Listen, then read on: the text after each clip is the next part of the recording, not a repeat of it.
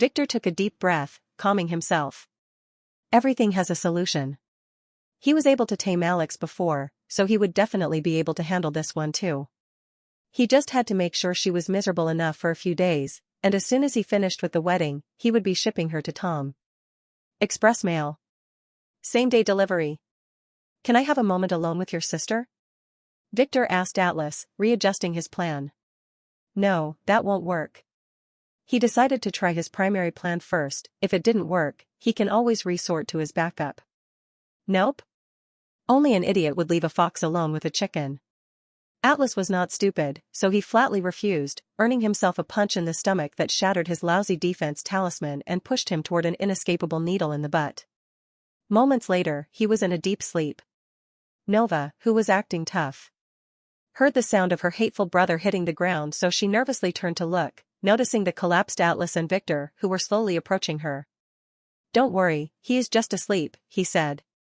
Don't come any closer, she wanted to say, but the moment she looked at his handsome face, the words were stuck in her throat. She was stunned. Can a man be this handsome? Do I look handsome? He asked as he sat next to her, making her flinch a little and move away, putting some distance between them. Nope, she looked away with a slight blush. I know that you don't want to marry me, he sighed, surprising her. And you are still here. What do you want? She asked as she kept pressing a hidden bell button next to her bed. I already disabled that, he lied, she was only pressing at the wood. The button was 3 inches to the left. Don't worry, I am here to talk, he said. I see. She didn't believe him. But being locked in here, she had no way to contact the outside world. The walls here were soundproofed, like in every player's family basement. She knew that her best bet now was to just play along and hope that her parents might notice if something was wrong. 2 weeks ago, her mother told her that her engagement to young Master Wang of the Sword Sect was called off. She was jubilant and thought that the family would allow her to go free at last, but to her dismay, they didn't. They just sold her to another pervert. The chosen groom this time was none other than Victor von Weiss, the well-known pervert who attempted to rape his maid as a young man. Her father's enemies in the family were doing this on purpose to block any chance of him returning to power, and as she was his main heir with her high authority, they were targeting her. She knew that her family might really punish her father if this marriage was not carried on and that she had no choice in this matter. But despite that, she still refused to cooperate. She was hoping for her Prince Charming to come to save her. She had already sent him a letter. I just want to tell you that I don't want to marry you either. I was forced by my family. Victor explained in a melancholic voice. She nodded but couldn't help feeling a little annoyed. No girl liked getting dumped so flatly. So what are you saying? She asked, hiding her annoyance. Isn't that what she wanted? How about we marry on paper only? This would satisfy both of our families, he said. I promise not to touch you. He lied. You are lying. Do you think that I am a 5-year-old naive girl? She asked. To tell the truth, in Victor's eyes, she was no different from that. He was an old monster after all. I am telling the truth, he said, flashing a charming smile that made her look away again in distress. To her annoyance, she was now more at ease after realizing that he was not after her body. You have no incentive to do that. You are scamming me, she stated decisively, making Victor sigh. This girl was smarter than he had expected her to be.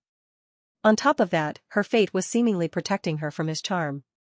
His first plan to lead her by the nose failed, he quickly switched to plan number 2. Led her by a rope. Well, he sounded nervous. Truth to be told, I have a secret lover, and my family refuses to let me marry her. And I know you have a secret lover too, Victor quickly got to the point, making Nova gasp. How do you know that? Who told you? She glared at her fainted brother. He was the only one who knew that, because he was with her back then. Her scary mother, who might have known, would not tell anyone. I met that guy and heard him mentioning you. Although he only met you that one time, he thinks about you all the time.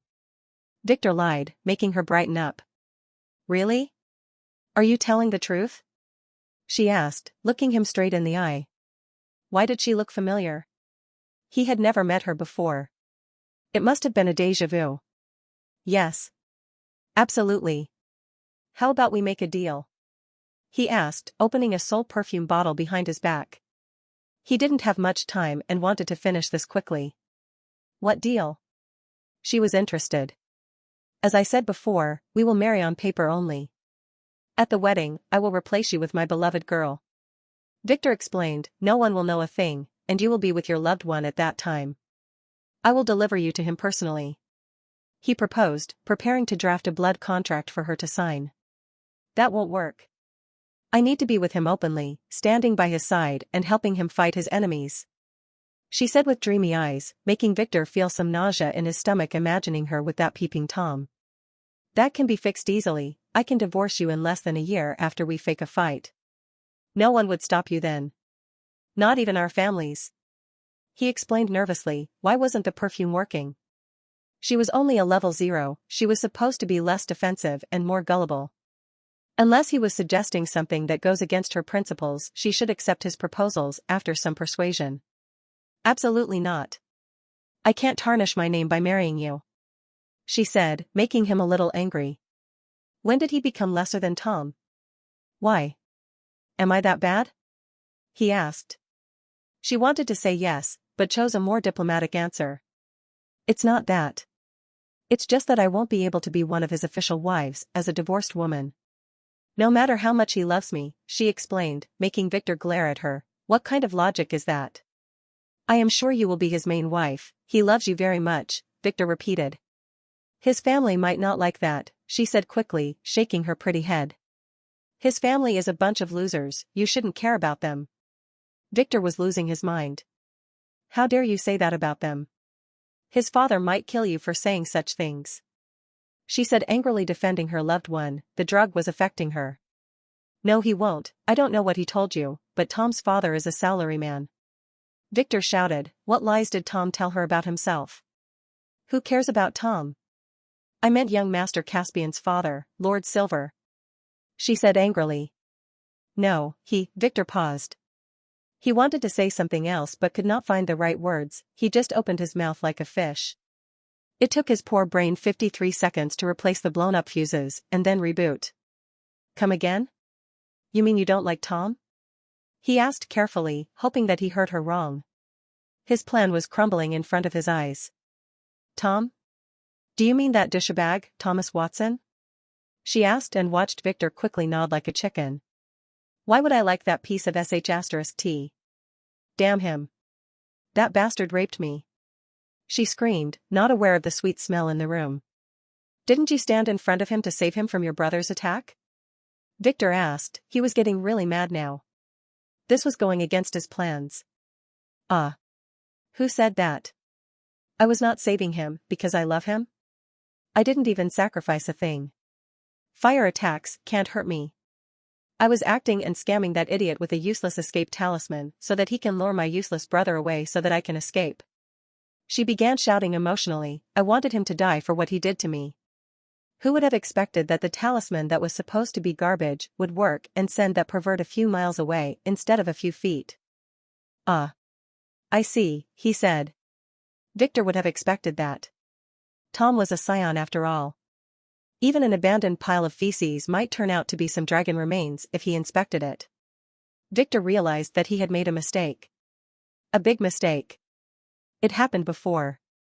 Nothing unsavable. He just needs to send her to the other guy. What was the name of her lover again?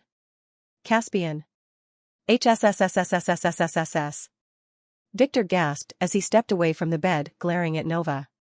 What? She asked angrily. The one you like. Does it happen to be young Master Caspian, the chosen of the heavenly sect? He had to make sure. Yes, she said proudly. Not realizing that she was giving away one of her secrets. Did you happen to communicate with him? Victor asked nervously. I sent him letters, she said, making Victor's heart skip a beat. Did he ever reply? Victor asked, thinking wildly. His mind was about to blow up again.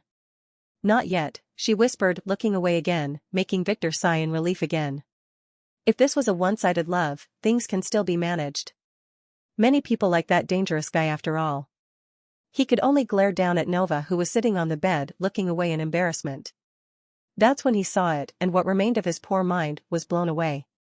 HSSSSSSS, he gasped again, pushing Nova down and then ripping her dress collar. Let me go, she screamed and wanted to fight back, but due to the effect of the locking bracelet, she couldn't use any power at all. Victor completely ignored her fists that were trying hard to push him away as he glared at the flame-shaped birthmark above her collarbone. It was definitely the same. She stopped attacking as she watched his face turn white before he quickly lifted her skirt and looked down, inspecting her butt. What are you doing? She yelled, pulling her skirt back as she glared at him. She no longer found him charming at all. He was a hooligan. A sick bastard hooligan. Checking if you have a tail, he said, stepping back. She didn't have a tail, but it was definitely her. Her birthmark was famous after all. He should have known when he read that her fate spelled burn the world. He should have known when he felt that he had seen her face somewhere. It was hanging in the building he worked at for 60 years after all. The name he knew her by was not Nova von Astrum, but Blue Flame of the East. One of the 4 demonesses under the leadership of Demon Lord Caspian, who was nowadays being hailed as the noble chosen of the heavenly sect. That guy appeared to be human, but in truth, he was a demon in hiding. Biding his time getting stronger and waiting for the reckoning. It happened after the reckoning. After the chaos subsided, Caspian convinced his father, the head of the heavenly sect, to lead a coup against the von Kron family, who had barely managed to secure the imperial throne at that time, uniting all humans.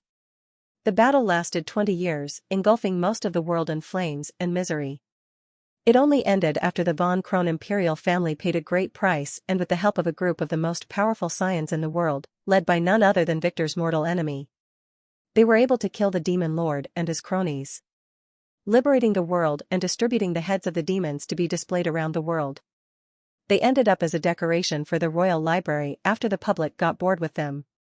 Nova's face back then didn't look like the current pretty one, it was all shivered up and had a lot of black marks due to the demonification process she underwent.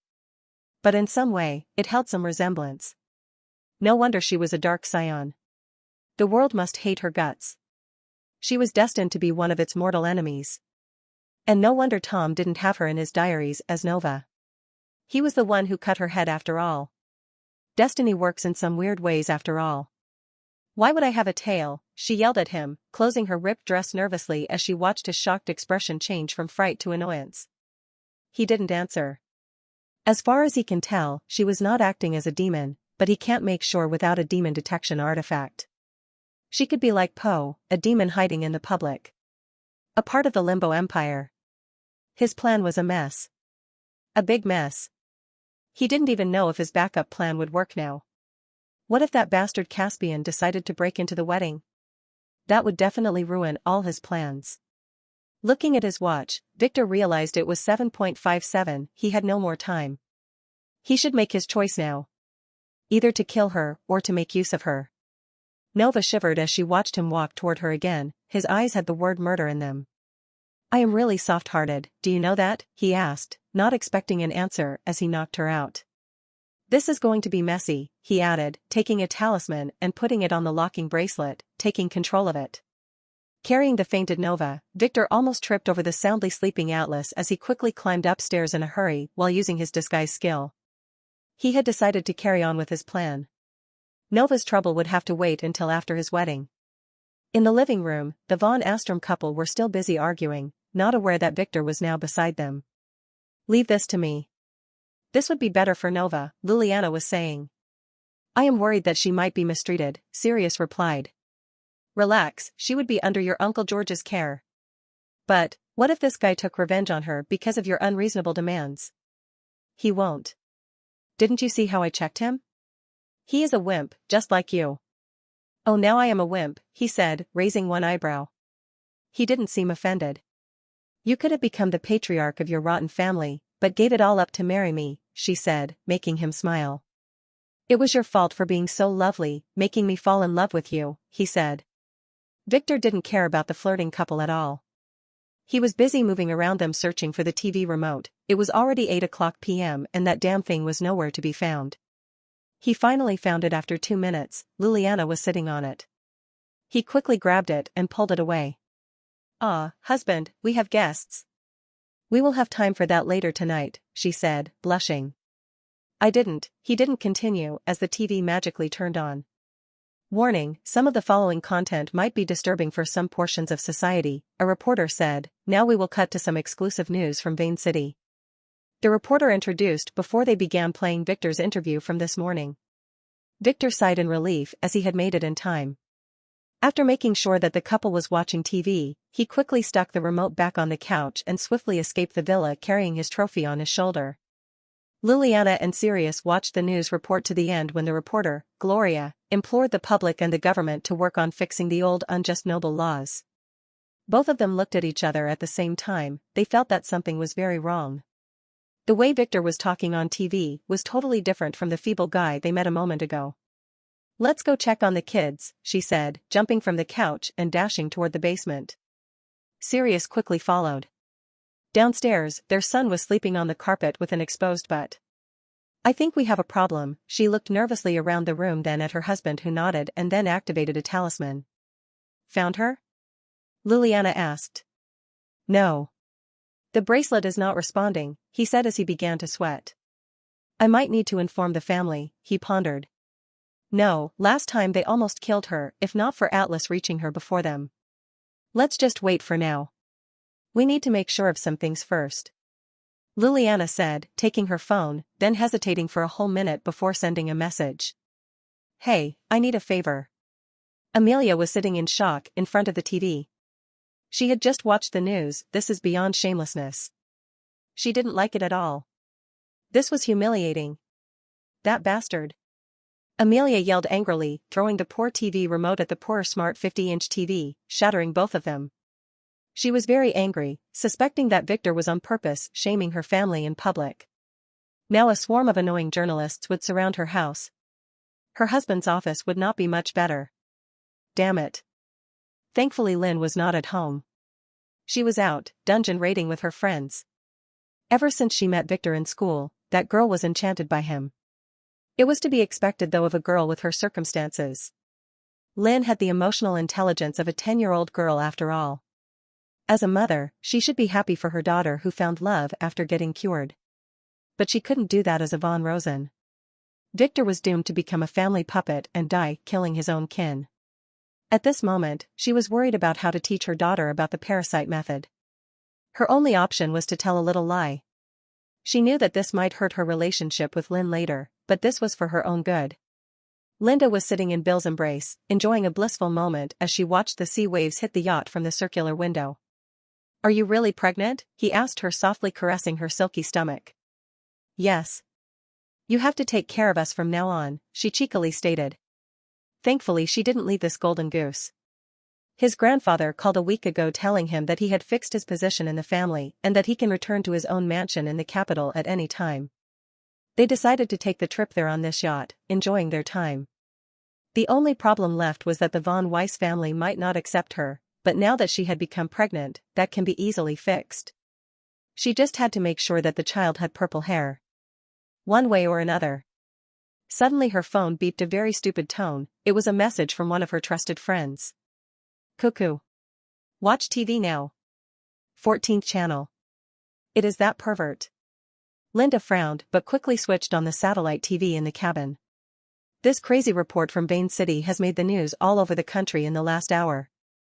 Now we will broadcast it again due to our viewers' demand," a bald announcer said. Linda and Bill quickly sat up and watched as Victor's smug smile filled their 80-inch mild TV screen. This young master will hold his wedding to two very pretty women at the same time. Lady Lynn Cross and Lady Nova von Astrom. Linda gasped as the reporter showed two images at the side of the screen. One of them was a girl she knew too well. The real Linda Cross? The same surname as you, do you know her? Bill, who watched her reaction, asked. Yes, she hesitated. Why was that B*TCH fine? Wasn't she supposed to die? This is bad, super bad. What's wrong? He asked. Nothing. That girl. She is my sister. The thing is, she is evil. She always hated me because she was jealous of my talent. She used to bully me as a kid. She must have taken the opportunity to jump into that pervert's embrace after I left.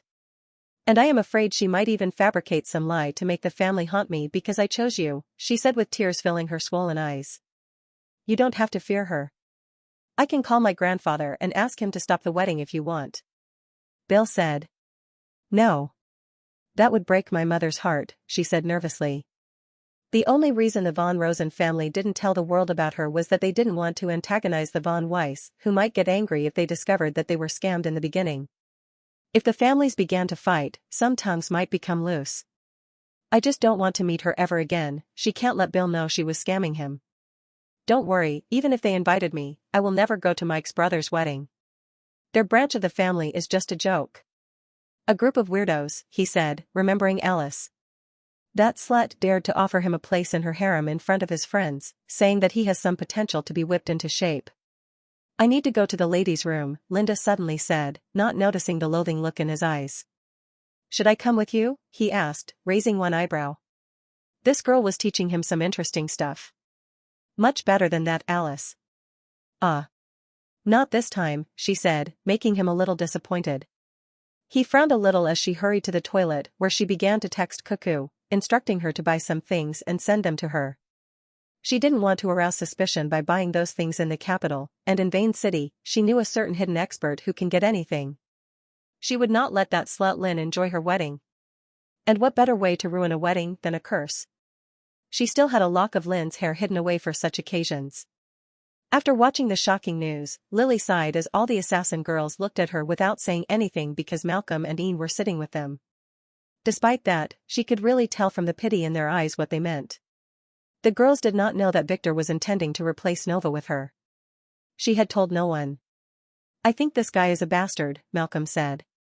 When I marry, I will only cherish one girl for the rest of my life, he said heroically, looking sideways at Lily. After staying with the girls for an entire day, he realized that although they were sadists, they were not bad at all. He was much more comfortable speaking around them, especially after seeing how Ian was talking a lot more. If this crazy girl can relax, he can do it too. You have to grow up first, Nora told him with a smirk. I think that guy is nice. I wouldn't mind if he married me with a few other girls. Look, he is both rich and super handsome. She said, winking at Lily. Ian, who looked at Victor's picture, nodded. He is handsome. Too handsome. Devilishly handsome. She shivered a little. I am already 14, he exclaimed.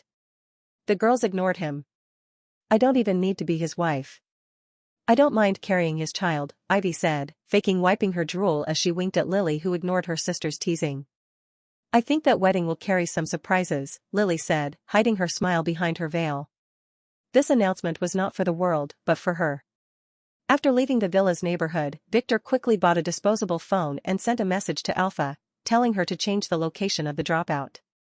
If the heavenly sect was involved, he must be more cautious.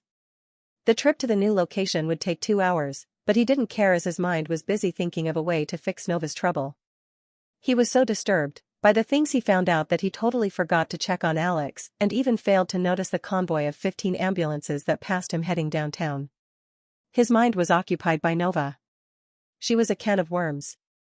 A pretty can of worms that Victor didn't know how to handle.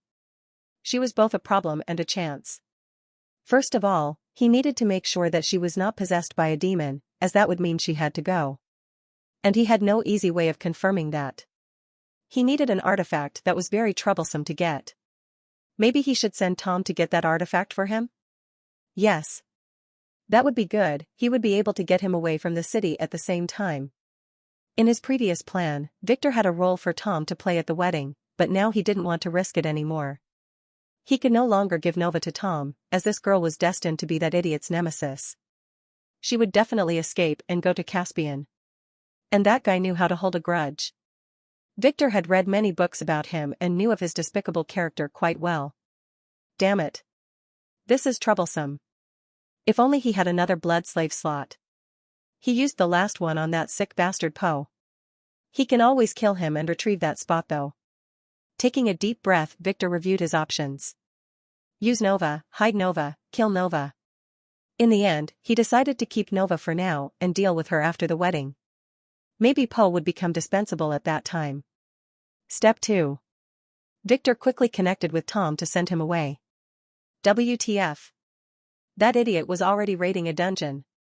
When did that guy find a dungeon? Wasn't he at the academy in the morning? Could it be?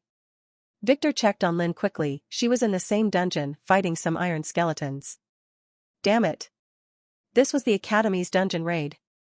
That slut Isabella must have found a dungeon and then hurried the students there without prior notice.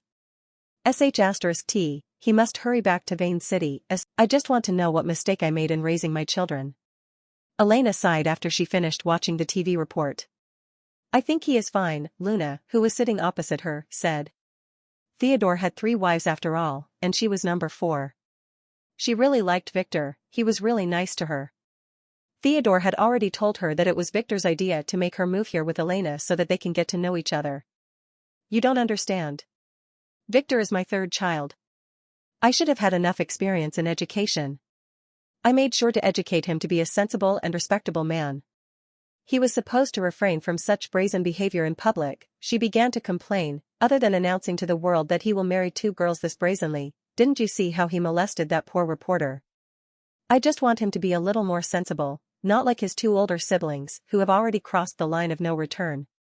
Elena wanted to cry. Really? Luna asked. This sounded like an interesting story. I don't want to talk about it, Elena said. Talk about what? A voice made the 2 women smile as they looked at the door. It was none other than their husband, Theodore. Husband? Elena jumped into his embrace. You didn't tell me you were coming to Golden Waterfall Town. She has been staying here with Luna since last week, and the 2 have become good friends. I just had some time, he said, hugging Elena and Luna, who slowly stood up to greet her dear husband. Did you watch the announcement? Elena asked him.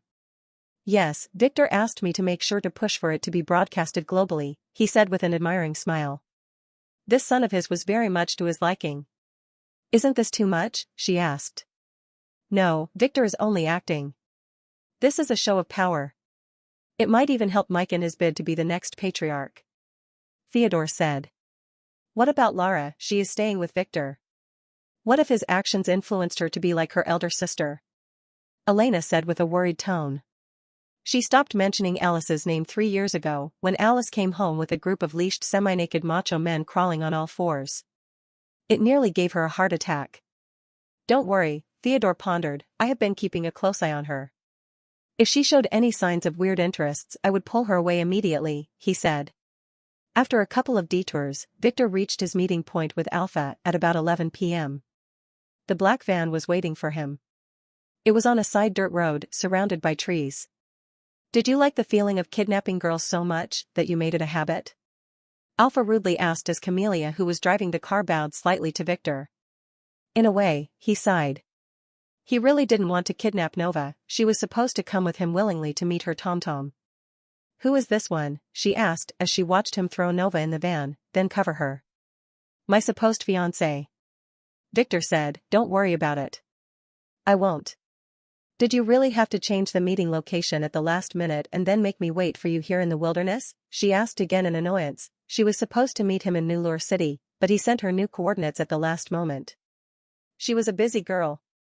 When dealing with people of the heavenly sect, we can't be too careful, Victor said. What? This girl is from the heavenly sect, she gasped nervously. Those were also her family's enemies. No, but her mother and loved one are, Victor said as he took out a talisman and began to add a set of strange symbols on it using his blood. What are you doing? Alpha asked.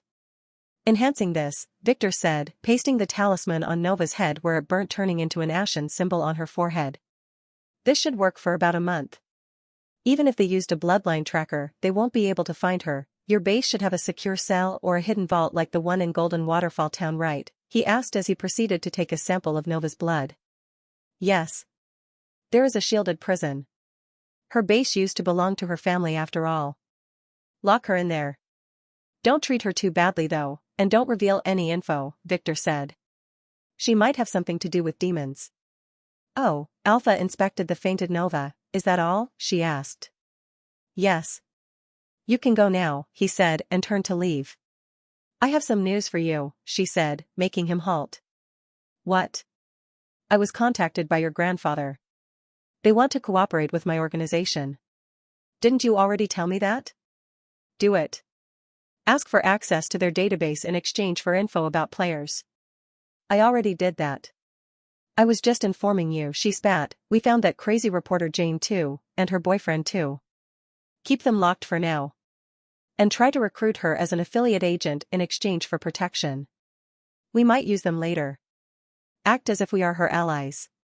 I understand. That would be all. Where are you going now? Alpha asked. Downtown. Alex should have finished with. Victor paused as he closed his eyes, focusing on Alex. She was in the police station, waiting like a good girl in an empty interrogation room. Victor almost stumbled and fell. What did that idiot do now? Anything wrong? Alpha didn't like the look on his face. I am not sure yet. But probably yes, he said, as he began to run heading back to New Lure City. Alex was waiting in the interrogation room for 3 hours when some very rude young master smacked her head. Young master, she said, noticing him. What happened? Why are you here? Victor asked as he began to take off his dirt-filled clothes and replace them with a purple suit, not caring about Alex who was peeking at his well-built body with a slight blush. It all happened a few hours ago. Make it quick, he interrupted her. In the brothel. I met some nice ladies, she said. And? Victor wondered, what nice ladies go to brothels? Hookers. We chatted a little. Then? I don't have all day. Victor scolded again. They told me their story. Long story short, they were very pitiful, being forced to sell their bodies for money in order to pay off a loan shark and feed their GR. Children, she quickly said. Okay. Every business has its dark side. He didn't notice that Alex was withholding some vital information here. So. I had to help them. They were really pitiful, she repeated, watching as Victor said nothing. I went with them to that evil loan shark and offered to buy their loans, but he refused to let them go, then he insulted me. Then things got out of hand? He asked. Yes, they tried to use guns. 15 gangsters are now missing their hands. Someone called the police, and I ended up here, she said. You should have shown them my family badge to avoid an arrest, Victor said. I was not arrested. They just needed my statement. This was self-defense after all. I wanted to finish this case so that those women can move on with their lives, she said, earning herself another smack to the back of the head. You idiot. They are going to charge, then arrest you.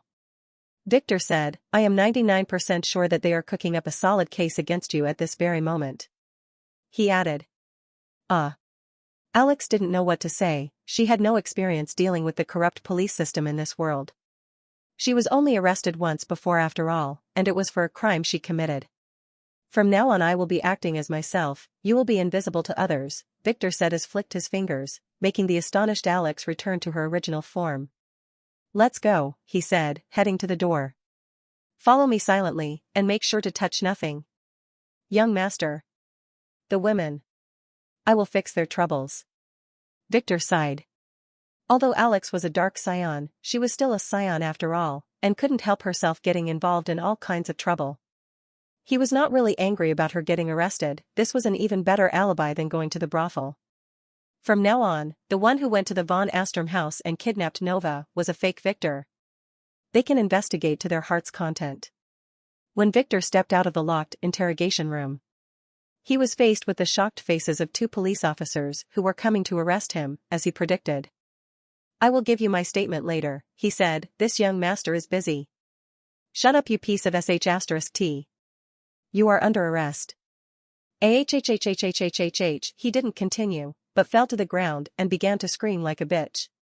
His friend quickly took out his gun but didn't have a chance to aim it as he was also grabbing his balls moments later. The Nutcracker attacked again. His aim was flawless, and the damage he caused was eternal. May all the world praise and yell his name. The Nutcracker. Victor was composing some stupid poetry as he sat down patiently, watching as the police station come on high alert with cops entering the hallway and aiming their guns at him while screaming some very incomprehensible words with letters made out of spit. He ignored them. And waited. If any of them even dared to think of shooting, he would introduce him to the Nutcracker.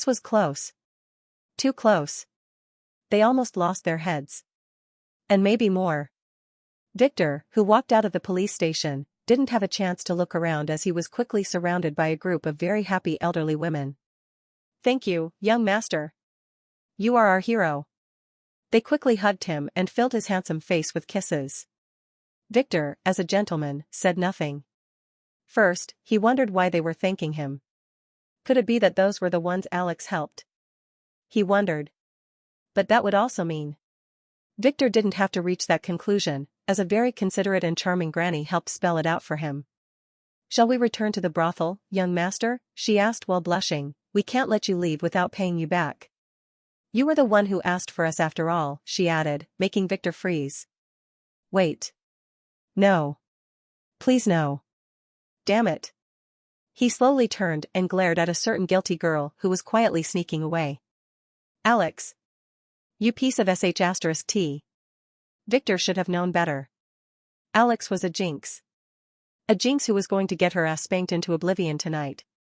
In a house at the center of the capital, a man was kneeling in front of an old mirror. Fourth Master. Please avenge my son. Tobias said. Your son? Didn't Calmer promise to take care of this through your family's channels? He was ordered by my grandfather to step down. Oh. Wait. Isn't Harvey your father? Clint also called him grandfather. No. He is my grandfather. Uncle Calmer is his son. But he doesn't like to feel too old, so the younger generation only calls him grandfather. Tobias explained while wondering why the fourth master was asking about this. Oh, I see. That kept me wondering all night yesterday. The fourth master nodded. Tobias could only see a shadow through the mirror, but for a second there he could swear that the fourth master was a woman. Fourth master. About Clint. Didn't you already find out who killed him? That Dave. Master, I believe that it was definitely Theodore von Weiss's son, Victor. He was at the mansion at that time and he is now taking care of that B***tch Monica. Oh, the one with the wedding? Yes. Then you will have to wait. We need this wedding to happen. And we are not yet sure what happened at Dave's mansion. But Master Amon will be there anyway. He will check on everything. Don't worry, we will get you your revenge. But not yet. With that, the connection was severed. And the mirror returned to normal. The fourth master relaxed in her seat, looking at a hexagonal chessboard that had pieces of different colors. This Victor's position is very strong, he can both attack and defend. Is he doing that on purpose or is this just a coincidence? Anyway, let's see if he can live after this, she pondered.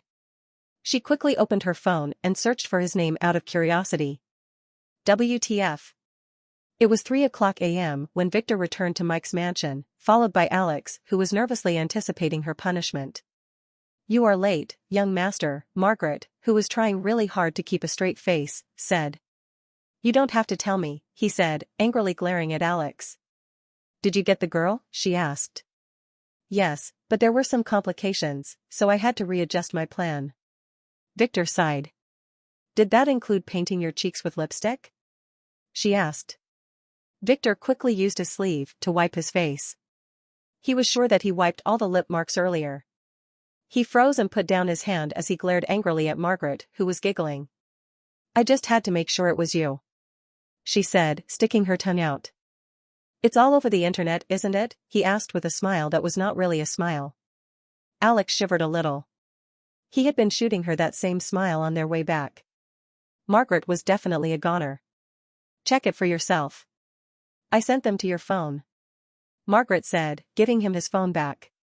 He had left it in her possession so that he could be tracked. He couldn't give it to the jinx Alex after all. He quickly grabbed it, ignoring the missed phone calls from Hilda, and opened Margaret's series of very ominous messages. The first one was of a young master in a brothel, making a specific request. It was shot from a strange angle, so it was definitely some pervert with a hidden camera. The second video was shot in the street. It was of the same young master leaving the brothel with a group of elderly women in some very revealing dresses. The third one was in the business district. The young master was using an iron pipe to fight swarms of armed men as he protected the old ladies. It was better than any action movie. He looked heroic. The fourth one was when the police arrived and escorted everyone as a crowd of nosy people cheered for the brave young master. The last video was taken by some nosy girl in front of the police station. It was of a group of grannies surrounding a very handsome young master. The words, "Let's go back to the brothel," could be heard perfectly. I can't wait for someone to montage those into one documentary and publish it, Margaret said, unaware that Victor was in a really bad mood ever since he encountered Nova. Is that all? He asked. Yes. There are some random comments here and there, but nothing major. She said. Good. Just when I thought I couldn't get my reputation any lower. I just hope that my mother doesn't get a heart attack this time. he sighed, glaring at Margaret. You should be worried about Lily instead. I am sure she will be going after old women for the next couple of days, she said as she began to chuckle again. Alex wanted to laugh too, but didn't dare to. You think this is very funny, don't you? Victor asked. Yes, why? She asked, then stopped. She didn't like the way he was looking at her. Her instincts were telling her to run. Run, Margaret, run. Did you think that you could get away with laughing at me without a punishment? Your hands on the wall, he ordered the flabbergasted Margaret, then looked at the smug Alex. You do it, Alex, he said. Do what? Alex asked, does he want to punish them both together? Wasn't it supposed to be her who was getting spanked? She was looking forward. No, what was she thinking? You deliver the punishment. Spank Margaret's naughty butt. This young master is too tired to do this today. I just want to watch a good show. Victor said. He was really too tired, both physically and emotionally. He just sat down and gestured to the two girls, making them look at him and then at each other. This was not according to the script. Come on, this young master doesn't have all day. Oh, and use this. He said as he took out a very unique black bamboo stick that he got from that elder of the Flying Myth sect. The tutor's punishment rod, D. Physical damage 0.001%. Pain 200%. This was a real treasure. He was planning to give it to Alice, but as of today, he had other uses for it. He got another dark scion after all. Elena woke up with a frown and quickly turned off her ringing phone while looking nervously at her husband who was sleeping next to her. Hopefully it didn't wake him up. He was awake and ready for round 2. Damn him, how does he have all of this energy? Did he take some medicine before coming here? Is it important? Theodore asked. It is my father, he sent me some videos. Let's see, she said, opening one of them and watching it. Isn't that her son? For the next 5 minutes she said nothing, her husband said nothing. Luna, who was supposed to be asleep on Theodore's other side, said nothing. They just watched. Why? My sweet Victor is gone. Elena wailed as soon as the video finished. Don't worry, this must be a misunderstanding. Theodore hugged her as he lied. He always thought that Victor was a lolicon with all the little girls around him. He was wrong. His son was hiding his fetish as well. No wonder those girls were always looking at Victor with frustration. That kid had different hobbies. No wonder that Anne likes him. The butler Oren knelt in front of his master Mike. I didn't think that he liked them this old, Mike said as he watched the videos. Master, I think he likes them in all shapes and colors. Oren said. Why do you say that? Mike asked. I just went to his room to check on him. There were some very unique sounds. That poor girl must be having a hard time handling his strength, he said after some hesitation. Oh, as expected of my brother. Mike smiled and nodded. A child should not be picky about his food. Margaret grabbed her butt and glared hatefully at both Victor and Alex, who couldn't hide the stupid smile on her face. She got her revenge at last. She was hesitant at first, but when she heard Margaret's moans, she decided to do her best.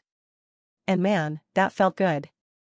Margaret had been bullying her a lot lately, and for the first time in a while, she managed to get back at her. Did that feel good? Victor asked Alex. Yes, she nodded. Good, it's your turn then, Victor said, throwing the rod to Margaret, who was waiting for this. Wait, what? No. Alex was shocked as she quickly realized what was going on. Did you really think that you could ruin this young master's reputation without punishment? Victor said. No. Alex, who noticed the way Margaret was smiling at this moment, was regretting going hard on her. Damn it, she thought that Victor forgave her. Dear Margaret, use your full strength, Alex is a guy and has some thick butt skin, Victor said. No I don't. Alex involuntarily said. Her butt was very tender. We will see about that, Margaret said after popping a healing pill that she didn't need in her mouth, then flexed her muscles. Time for revenge. That night, Alex lost her butt. Zoe slowly stood up, wiping the blood from her mouth. She looked at her feet where heaps of damaged bones were scattered. She finally got rid of those nasty skeletons. Damn it, wasn't this dungeon supposed to be an easy one? An F-rank dungeon for the noobs? That's what Teacher Isabella told the class before entering. She even gave them monster-repelling spray that didn't work at all on the skeletons. For the last 3 hours, she had been getting chased around by those damn skeletons with their bone weapons. It was like some horror movie, and she was really going to die if she didn't find this narrow cavern where she can fight those one at a time. Damn it. She looked at her chipped sword. It was a freaking A-ranked artifact. This weapon was not suitable to fight those things. Not only were their bones rock hard, but they were also immortal. When a skeleton falls, it can use the bones of its dead fellows to repair itself. She was almost killed by one of them at first. As the ones she defeated reassembled themselves behind her when she moved on to fight the others. She sighed and wondered if she had to resort to using that rusty sword she got at the family vault. Maybe those guys had some good things? Looking around, making sure that no bone was whole, she began to check their weapons until she found one that she really liked. It was a club made of a huge silver-colored bone. Was this really a bone? She didn't notice it before, but the skeleton who was holding it was also silver-colored. It was not normal. She hesitated, then began to put those bones in her storage ring. They might be useful later. After that, she stood and began to swing her new weapon around, crushing the hard bone fragments on the ground to powder. It took her 10 minutes to get proficient with it. This was one of the perks of her hero class. She can perfectly use any weapon after some training. Now, she should probably go to find and save her pitiful classmates. Her stomach growled. She should probably eat something first.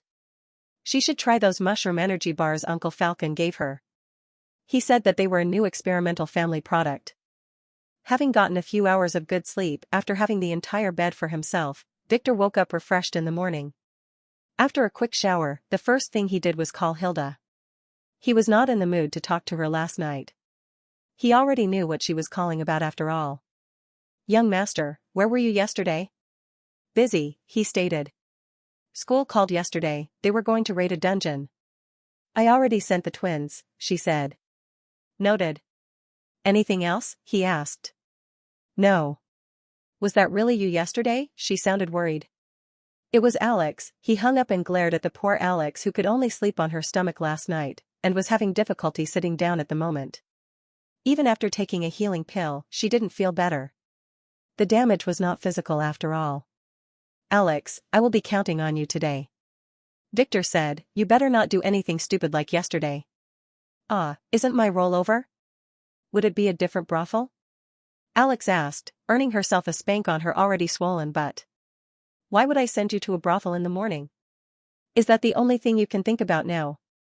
Victor scolded, "Something happened yesterday, so I might need you to act as a kidnapper. Then while you two boys are having fun, I will use the morning to go meet some old friends," Margaret said, ignoring the embarrassed Alex. "Be sure to finish quickly, we will be heading back to Vane City to join the dungeon raid in the afternoon," he said as he sent a message to Lily. He wanted her to attend this dungeon raid too. "What dungeon raid?"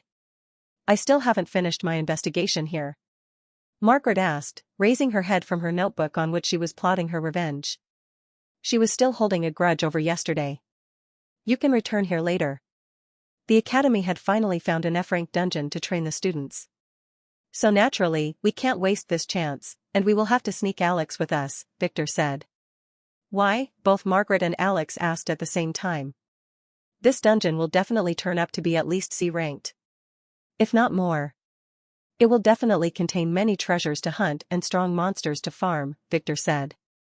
"I will need Alex by my side to feel safe," he said, making her heart skip a beat. She was not aware he was bringing her along because he didn't dare to leave her unsupervised in the mansion, especially at such a sensitive time. Lately, she was in her full-throttle Dark Scion mode. Damn it, she was definitely enjoying her time. "You sound sure?" Margaret asked. "Do you know anything about it?" He was a time traveler after all. "No. But think about it, this raid involves 2 Scions at the very least. Tom and Zoe. Scions usually attract trouble. This time it's double trouble." "Oh," she nodded, he had a point there. Going downstairs with the 2 girls, Victor was welcomed by a grand table full of food. "Good morning, little brother." Mike, who was already seated with his wives and having his breakfast, said, "Come on, sit down and have a bite." "Good morning," Victor greeted everyone as he sat down with Margaret at his side. Poor Alex, who was dressed as a maid, had to stand behind him and serve him. "Do you plan on going to propose now or in the afternoon?" Mike asked with a chuckle, giving Victor some approving looks. He suddenly noticed something. That maid. She was definitely a man. His brother was really amazing. He would not waste any food at all. Right after breakfast, Victor said, feeling his brother's strange gaze. "Damn you, Alex." "Oh good, be sure to leave a good impression," Mike warned. "Brother, I need you to come with me." "I am a little nervous," Victor said after some hesitation. Just in case Luliana lost her nerves and wanted to hit someone, Mike would be a good shield. He had to act really shameless today after all.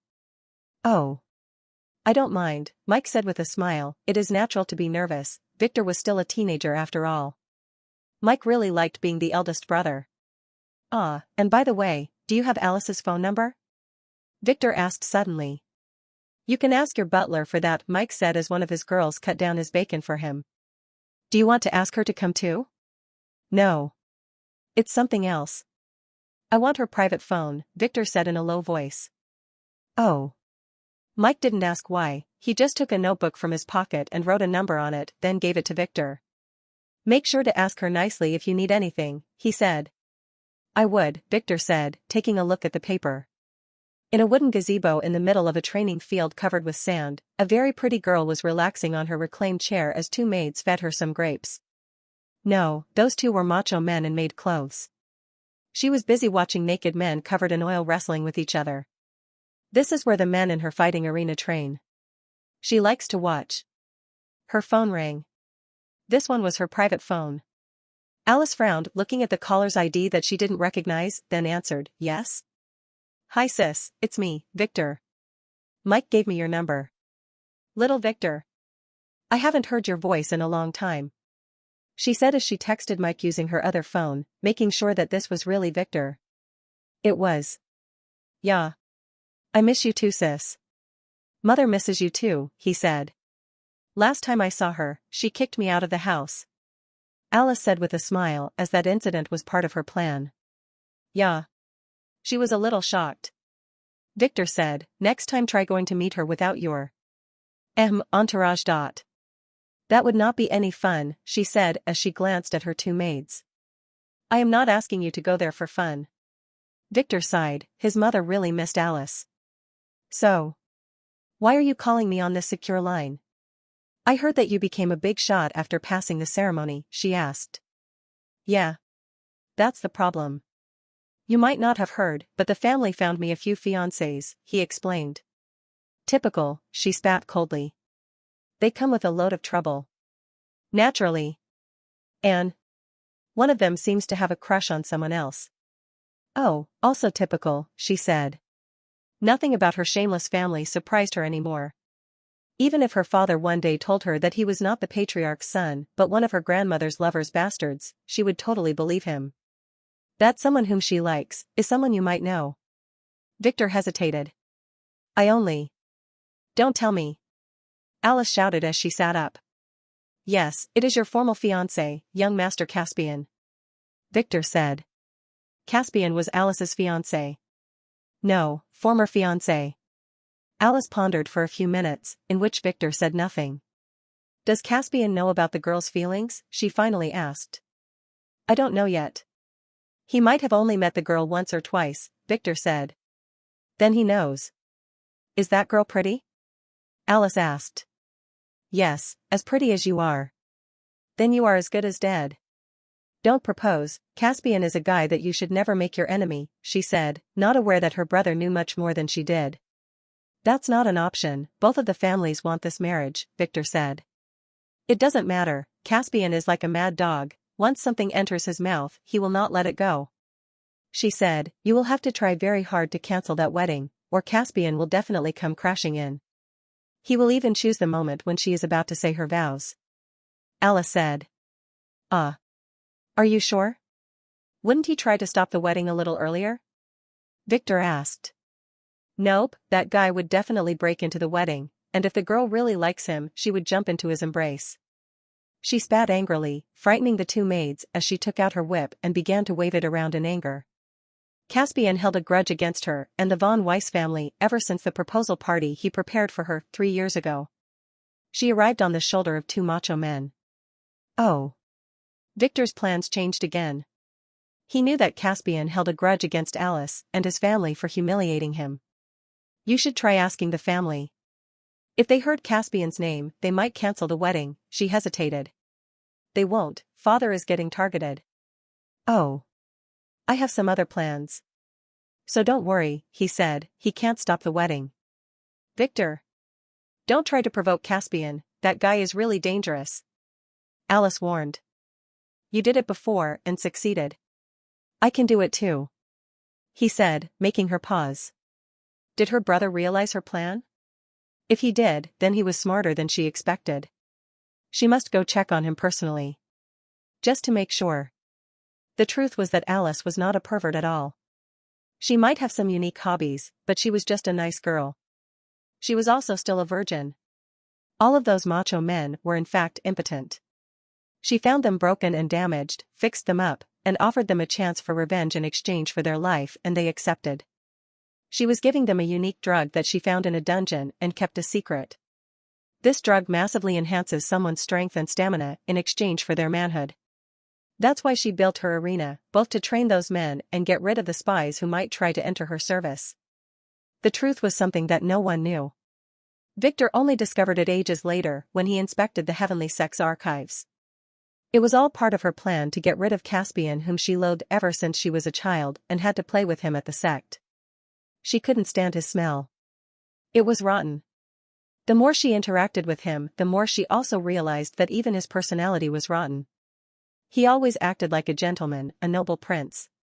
But when she investigated him behind-the-scenes actions, she found horrifying things. That man was a monster, a sick monster. Despite knowing many things, she didn't reveal a thing, as Caspian was the son of the heavenly sect patriarch. She knew perfectly that no one would believe her, and even if they did. So what?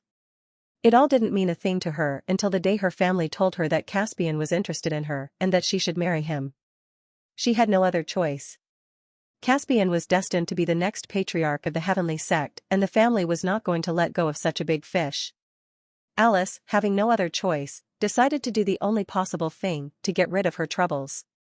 Make Caspian back off by himself. That's why she began her plan to appear as a pervert. A big pervert whom Caspian would never risk his well-crafted image to marry. Her plan surprisingly worked. She could still remember how nervous she was when she rode those macho men around the streets. Acting as if this was all normal. How desperate she was when she revealed many rumors, damaging her own reputation. She still remembers Caspian's angry eyes when she sat on the two men who formed a chair with their latex-covered bodies. She told him directly that she didn't mind marrying him, but he must let her enjoy her hobbies, and that he should also fight for her in the arena. She also asked him if he was willing to try on some new clothes. Caspian could say nothing but turn around and leave in anger. He would never marry someone like her who would damage his reputation. He had bigger plans for his life. Ever since that day, Alice's position in the sect was no longer stable. She was getting marginalized and outcast bit by bit. If it were not for her master, who was one of the sect's grand elders, Caspian would have definitely killed her long ago. Still, she didn't dare to drop her act. If Caspian knew that she was fooling him and was not really a pervert, he would definitely attack her and her family without caring about the consequences. After the reckoning, Caspian used the chance when the von Weiss family fell to rape, then kill Alice in anger when he discovered that she was still a virgin. He hated being made a fool. This was all recorded by an elder of the sects in his memoirs that was uncovered after the war. In fact, Alice had no idea that Victor, ever since his return in time, was using her exact method. He learned from the best after all. He was acting as a pervert to fool his enemies. He didn't have to work for a notorious reputation since he already had one, thanks to Linda and her mother. I have the protection of my master. Caspian might really kill you, Alice told him with a worried after pondering for a few minutes. I have my ways.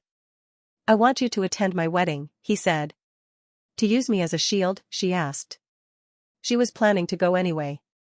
No, as a distraction. I have a way to let the bride scold Caspian in public for being a pervert, he said with an evil smile. A new plan was getting formulated in his mind. Oh. What? Didn't you say she likes him? She asked. Don't try to use any hypnosis methods. Caspian might carry the sect master's S-ranked artifact, true word pendant. People can only speak the truth in its presence, she added. Oh. Well, I can't tell you now, but I have more than one way to fool him, Victor said. You have to be 100% sure, Alice warned again. I am, Victor said. With his authority, Caspian's skills were useless. Then I will come. Reserve 10 seats for me and my entourage, she said, then hung up. Exactly at noon, when Victor left the mansion with his brother Mike in a grand convoy, heading to the Von Astrom villa in style. When they arrived there, the street was jam-packed with journalists who began to heat up as soon as they saw the groom's convoy, which began to slow down to a stop. Ever since the news yesterday, all of the major news agencies in town was on high alert. They are all here because of you, Mike told Victor as he signaled his guards to clear a road for them. I know, right? Victor said with an evil smile that Mike didn't really get it. It reminded him of his father's mischievous smile. Did you really have to wear that striped tiger suit? Mike asked as he stepped out of the car, wondering if his brother had any decent clothes. He looked like a pimp.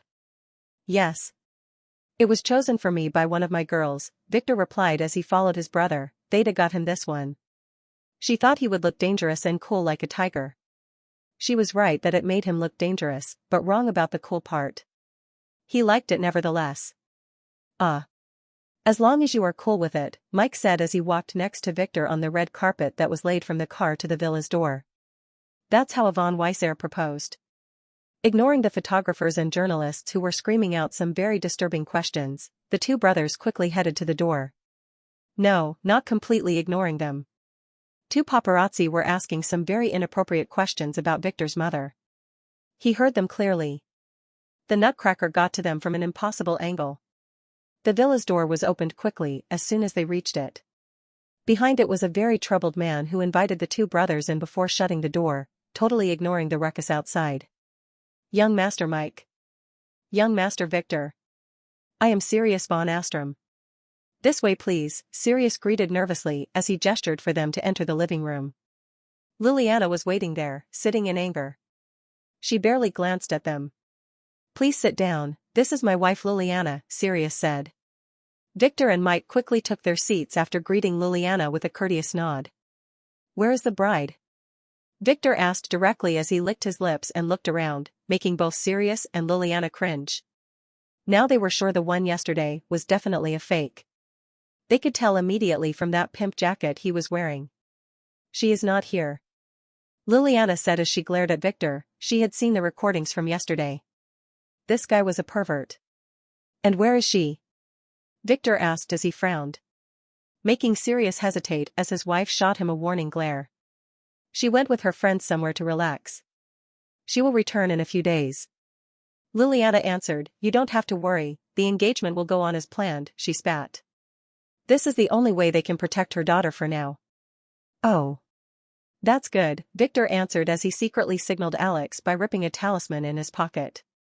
Now. Let's make things clear. I will not let my daughter marry in a double wedding, Liliana began to list her demands. That's not negotiable. Victor interrupted, standing up angrily, just when something suddenly broke the window and hit Victor on the back of his head and sent him wailing onto the ground. Ah, he wailed. Guards. Mike alerted, as he saw Victor slowly stand up while holding a stone in his hand. Are you okay? Sirius asked as he watched his wife swiftly jump out of the broken window and glare at the journalists outside, who were now kneeling as Mike's guards swiftly took out the big guns and ordered everyone to lie down on the ground with their hands behind their heads. It was a mess. Liliana returned 2 minutes later having found nothing. She saw the shadow of someone running away toward a nearby building, but when she reached there that guy had already disappeared as if he had evaporated in thin air. Entering the house, she found that her husband and the guests had moved to the dining room where they were standing silently. Sorry about that, the journalists. Liliana paused as she noticed that the men were reading a bloodied piece of paper.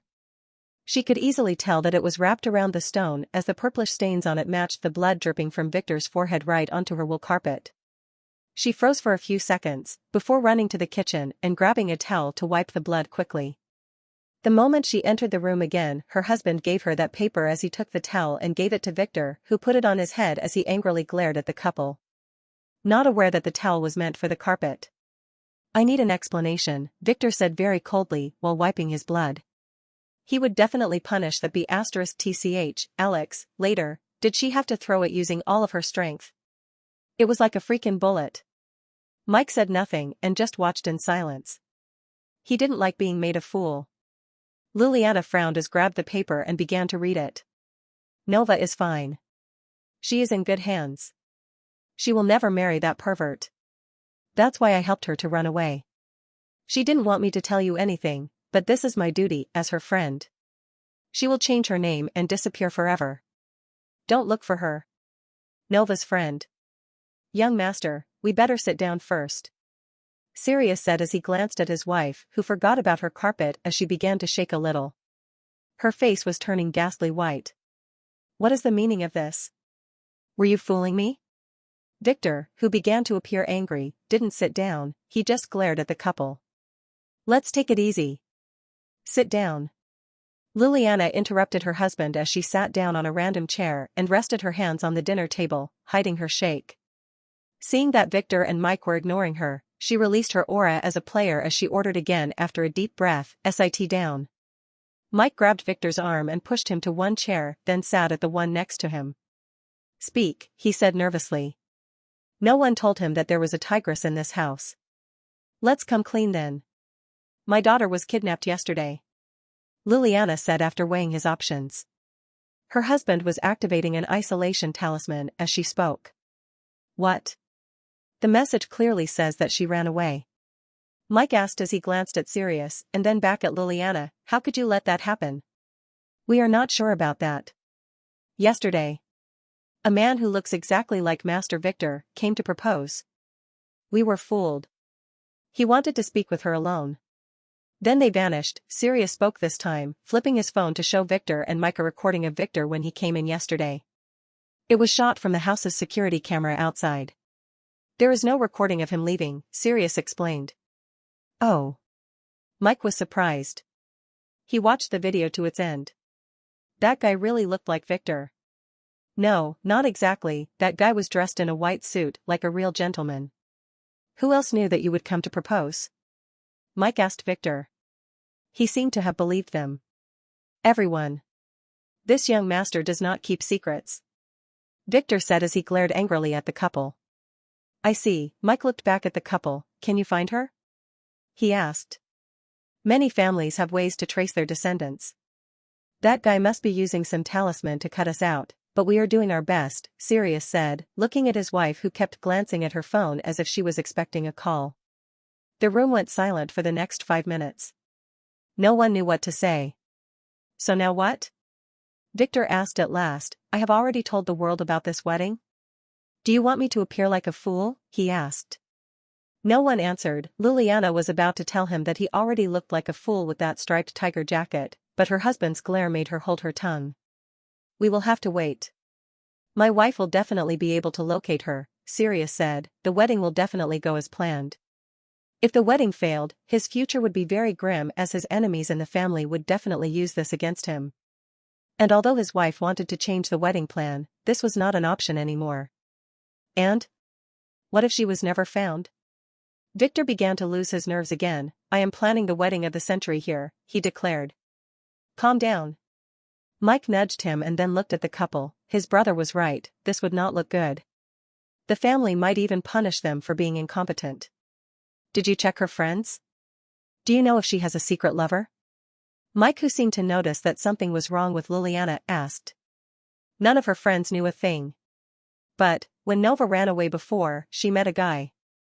We can't be sure it was him though, as she never revealed his name to us, Sirius said as he pondered. Victor frowned as he watched the couple. The way they were acting was as if those two didn't know that their daughter was already a full woman. That would be the only reason why Nova would not tell them about Tom, fearing that he might spill the beans. But didn't they tell the world that she was no longer a virgin? This didn't make any sense. Unless, they were lying.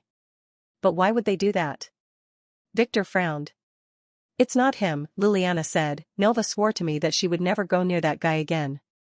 And whoever helped her, she must have had a chance to ask him for help recently. We only knew that you were coming a few days ago, and she didn't communicate with anyone at that time, she explained. That's not entirely accurate, Sirius said after some hesitation. He really screwed up this time. What did you do? His wife, who knew him well, asked. A few days ago I helped her send a letter to that gay friend of hers, Sirius said, not daring to look at his wife.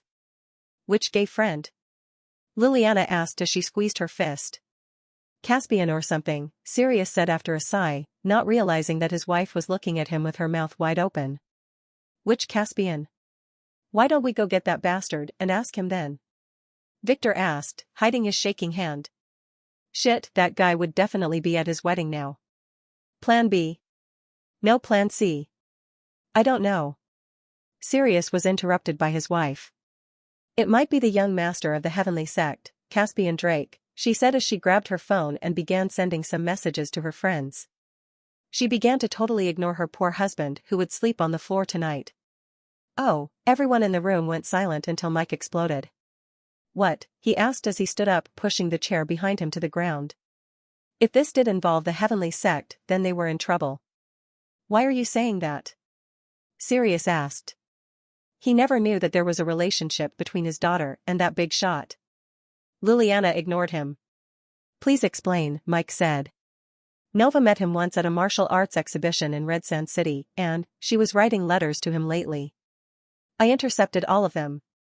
That's what I thought anyway, she said, glaring at her husband, who nodded first, then slowly his expression changed from remorse to joy. Oh, Sirius said as he turned to Victor and Mike. It seems like we can't go on with this wedding, he said. Isn't this better for him?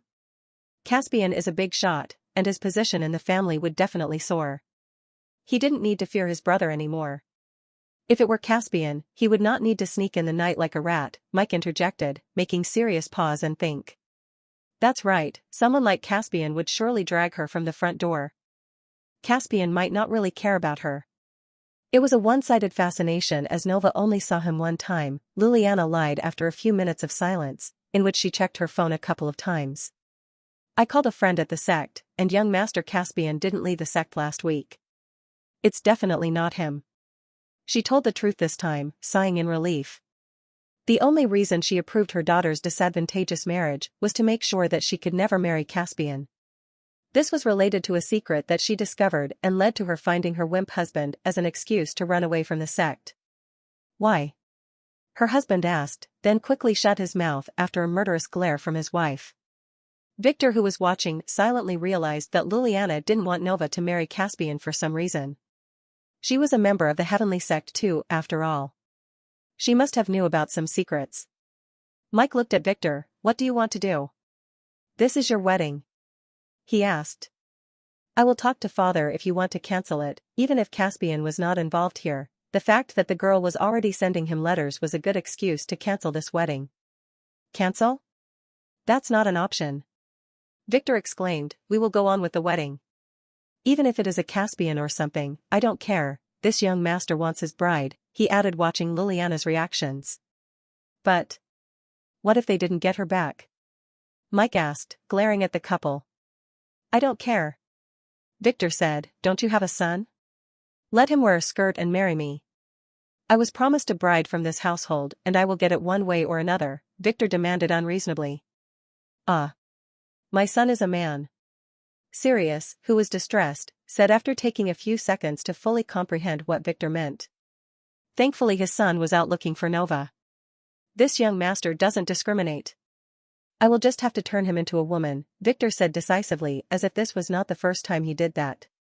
I don't think that would be feasible, Sirius said as he wondered if this guy was serious or was joking. Then, Mistress Liliana is still very charming. We can, Victor said, looking at Liliana, then quickly dodging as she, feeling a shiver run through her spine, instinctively threw her slipper at him. She was not that old to be a granny yet. Victor, calm down, Mike said. He had the strangest feeling that his brother was acting. It was as if he knew that something like this would happen.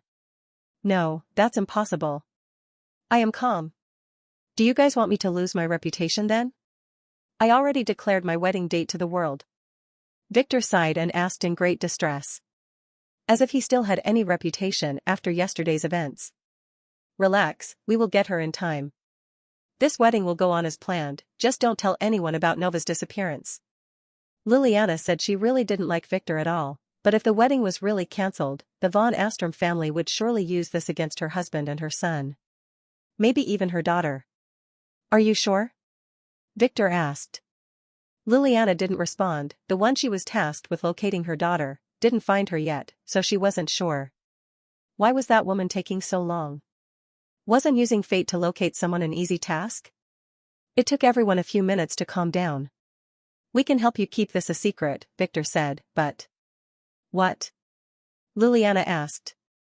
We have to make a contingency plan, listen.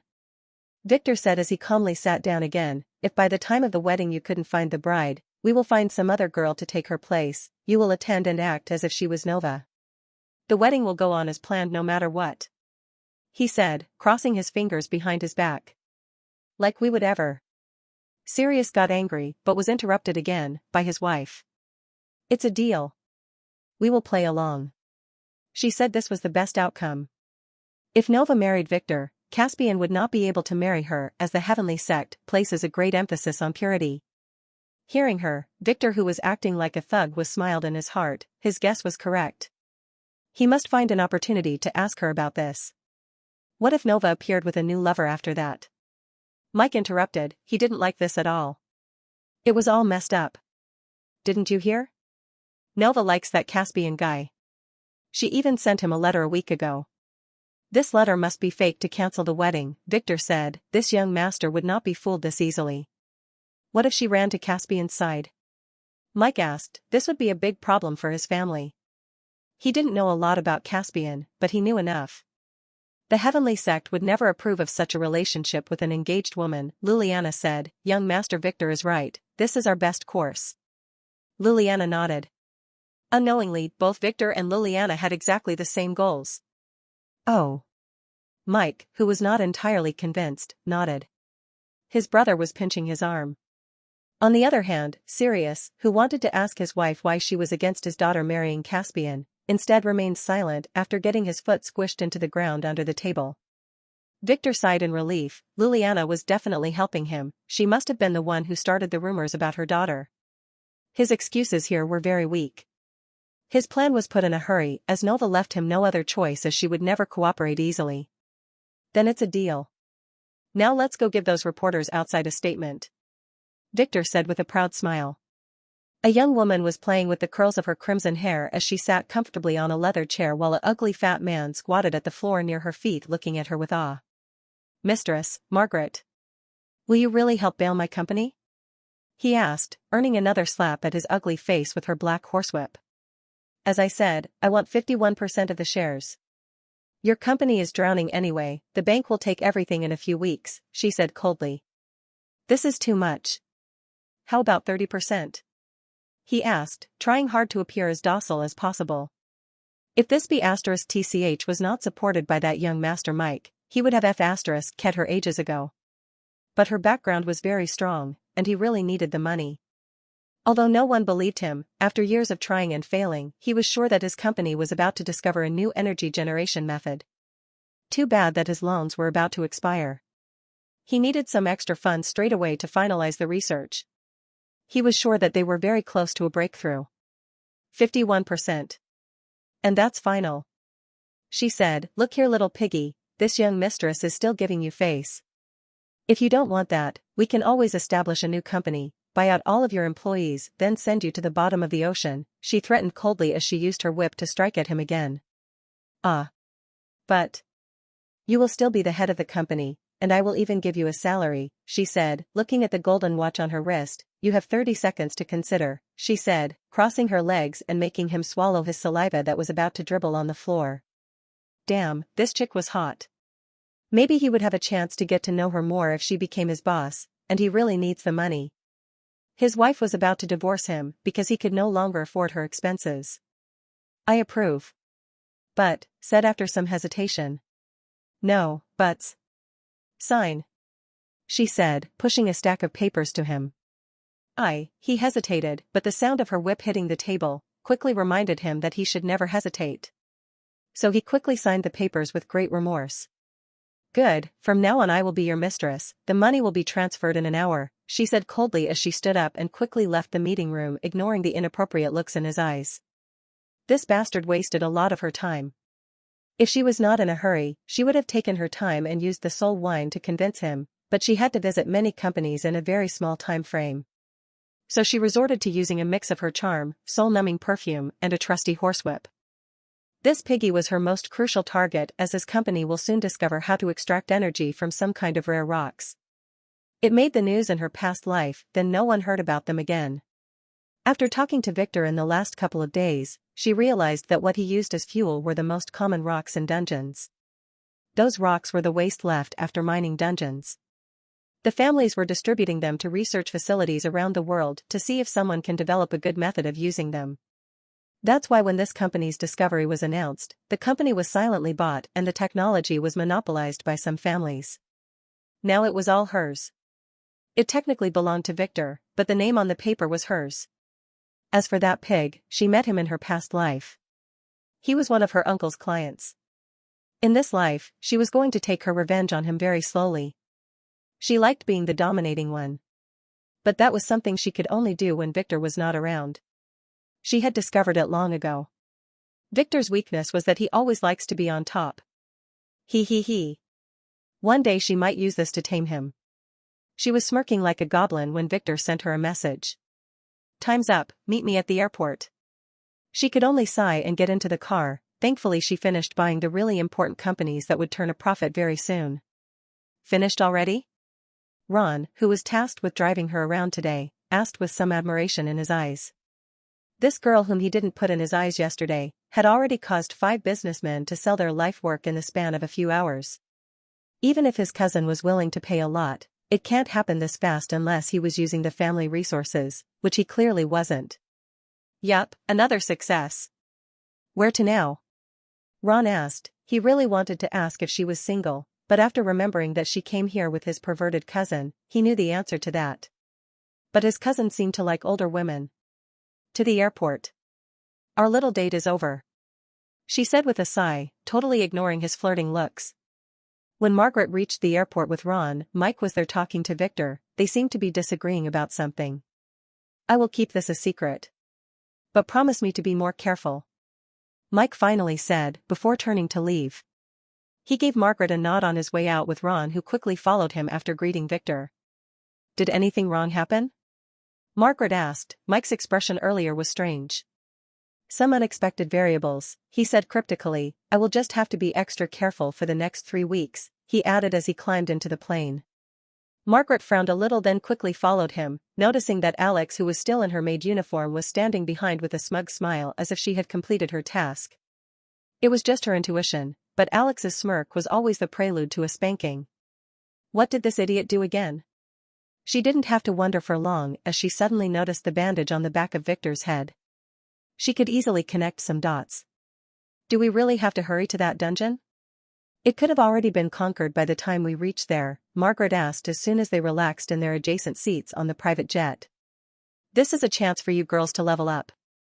And dungeon conquering time grows exponentially with its level. If my guess is correct, this one might take a week. They were totally ignoring Alex, who was getting some nasty looks from a poor flight attendant who realized that the Alex was in fact a male dressed as a maid. She was also feeling jealous. Because of Alex's beauty and smooth tender skin, she began questioning her existence. But what if it took longer? Margaret asked. The wedding might be delayed. Don't worry, according to my estimation, it's not that dangerous. He was saying that because he knew well about that dungeon after watching Tom's and Lynn's actions inside. He was the keeper of the Royal Library after all, and it included the dungeon archives. Although it was not even 70% complete, it had most of the big dungeons that involved the great powers. The Skeleton King dungeon was one of them. It was a C-ranked dungeon. Conquering it would normally take about 5 weeks, but if he was there the time frame would be reduced to just 1 as he knew how to kill the boss. He was just wondering why this dungeon got mistaken for an F rank. Nothing like this happened in his previous life. Deciding to investigate this once they got there, Victor looked back at Margaret who, like all the other girls, was getting prettier every day. This was the effect of being a player. How did the deals go? Victor asked, changing the subject.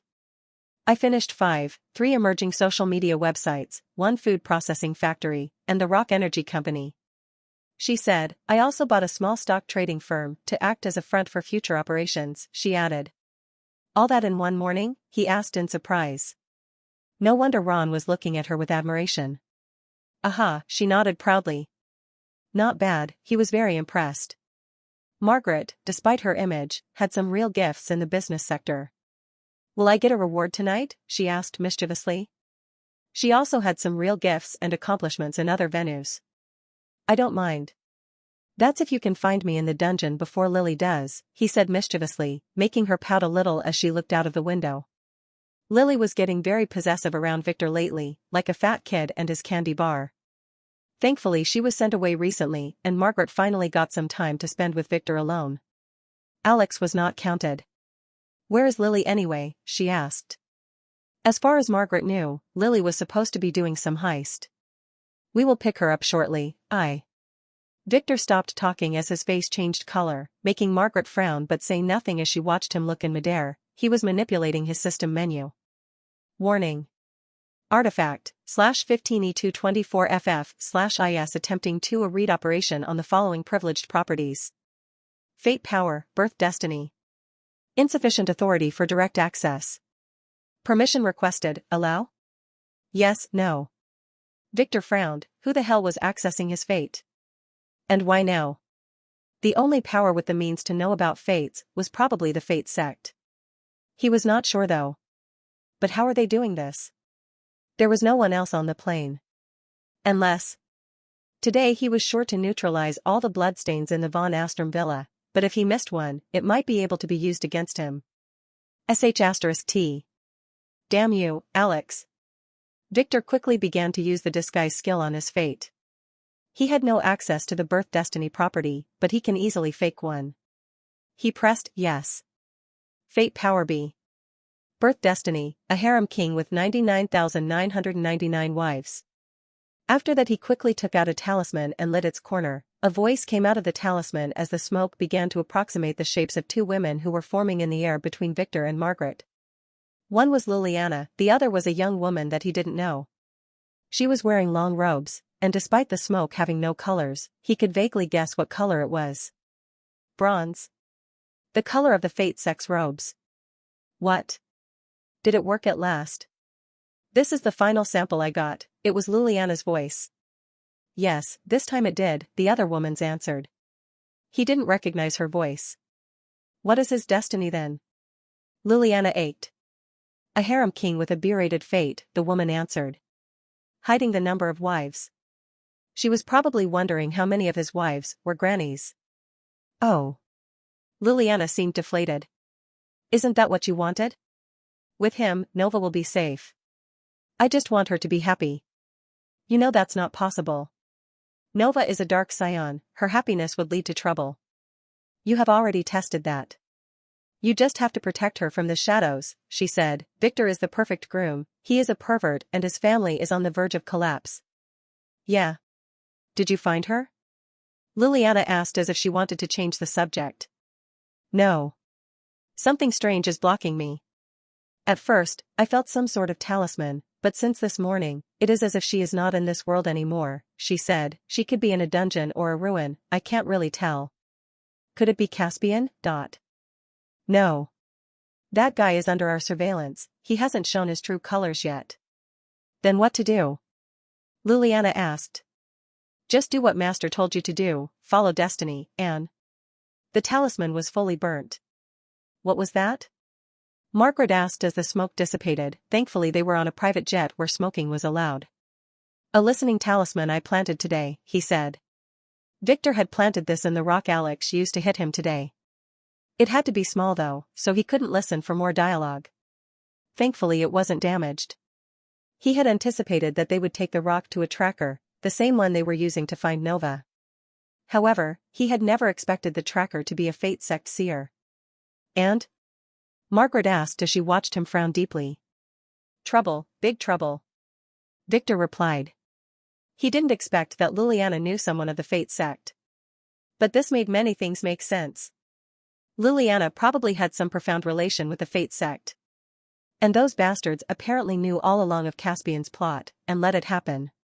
Too bad that Victor had no real interactions with them in his previous life and couldn't tell what was their plot. However, the thing that was bothering him since this morning was cleared. The real reason Liliana approved of this stupid marriage was that she wanted to make Nova miserable, but safe. The same technique Victor was using on Alex. That reminded him. Alex. Get your sorry ass here. It is time for your punishment. Victor yelled as he touched the back of his head, startling not only poor Alex, but also the flight attendants who would soon be witnessing a live spanking event for the first time in their lives. Ian watched nervously as the plane landed. Although it was her first time at an airport, she knew enough to realize that her mistress Lily was some real big shot, as they didn't have to pass through security and directly headed to the airway where a private jet had just landed.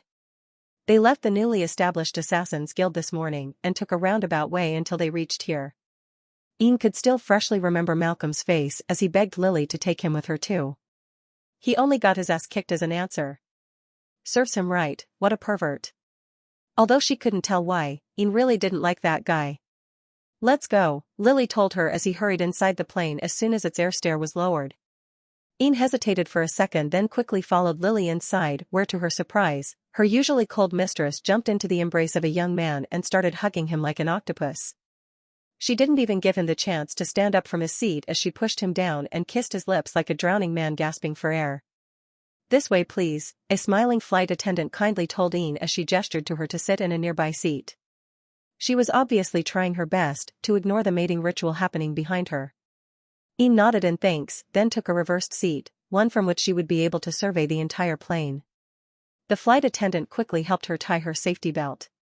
If you need anything just call for me, she said nicely, then left. Ian nodded, she relaxed in the comfy leather seat and began to inspect the plane's passenger carefully, trying to ignore her mistress's actions. Firstly, there was that sorry maid who was definitely a guy. He was sitting in a weird way at the back of the cabinet with tears in his eyes. He was slowly rubbing his butt while silently cursing. Next was a red-haired girl who was pouting as she watched the couples making out to her side. Strangely, she reminded Ian of one of her classmates. A slut. Finally, a handsome young man. He was busy being hugged and kissed by Mistress Lily. He was seemingly enjoying his time, she could tell from the perverted smile on his handsome face. Wait. Wasn't that guy the same pervert who was on TV yesterday, declaring that he would marry 2 wives? Wasn't he the same guy her mistress was cursing at this morning as she watched the video of him saving those old ladies? Her mistress was whispering something in his ear. Thankfully the plane was silent enough that Ian could make out some words. I will try hard to keep my beauty when I grow old. Apparently, those words really ruined that young master's good mood. Ian could tell that from the way he pinched her mistress's butt. That made her hug him tighter. Was this the same mistress who was acting all cold and mighty for the last couple of days? She was no different from AB*TCH in heat. Miss, can you take a seat? The jet will take off in a few minutes, a flight attendant suddenly asked Lily politely after clearing her throat. She was trying hard to appear as serious as possible. She was really wondering what was wrong with this batch of passengers. She had seen a lot of maniacs, but those were on a totally different level. She shouldn't have accepted the job offer to work on this private jet. She should have known that a high salary could not be earned easily. No, I am fine here, Lily said, continuing to hug Victor. She really missed him, and he smelled like grannies. She needed to erase that smell. Go to your seat. We have to discuss some things, Victor finally ordered, making the annoyed Lily obey reluctantly. She slowly stepped away from him and then sat on the opposite seat. The flight attendant finally sighed in relief and quickly went to her seat as the jet began to take off. Who is this? Victor firstly asked, carefully inspecting the nervous Ian who turned to look out of the window to hide her blush. She didn't like him, but he was too damn hot. This is Ian, she works for me, Lily said, she was pouting now. She has an interesting story that I thought you might want to hear, she added. Victor nodded and activated his inspection skill.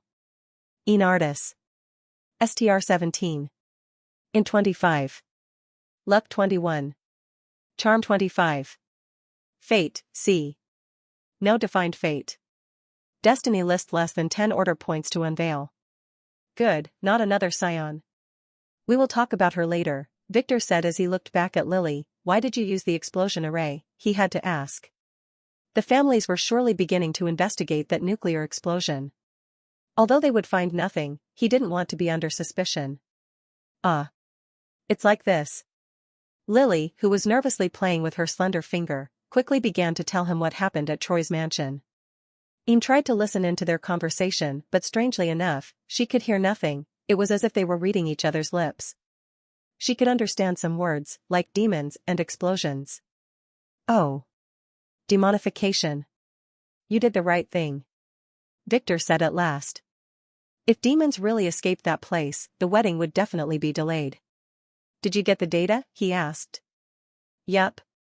Lily said, giving him a flash drive, which he quickly stored in his ring as if this was something he really wanted.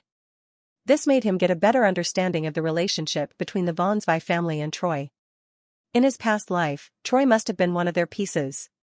Now with Archie becoming the main heir of the Wyron family, this chess piece has changed hands. And the demonification data was really precious. If he combined it with the knowledge he had from the future, he might be able to do something cool. He had that dragon egg after all. I will review this after we finish with the dungeon. What dungeon? The Academy went dungeon hunting without us.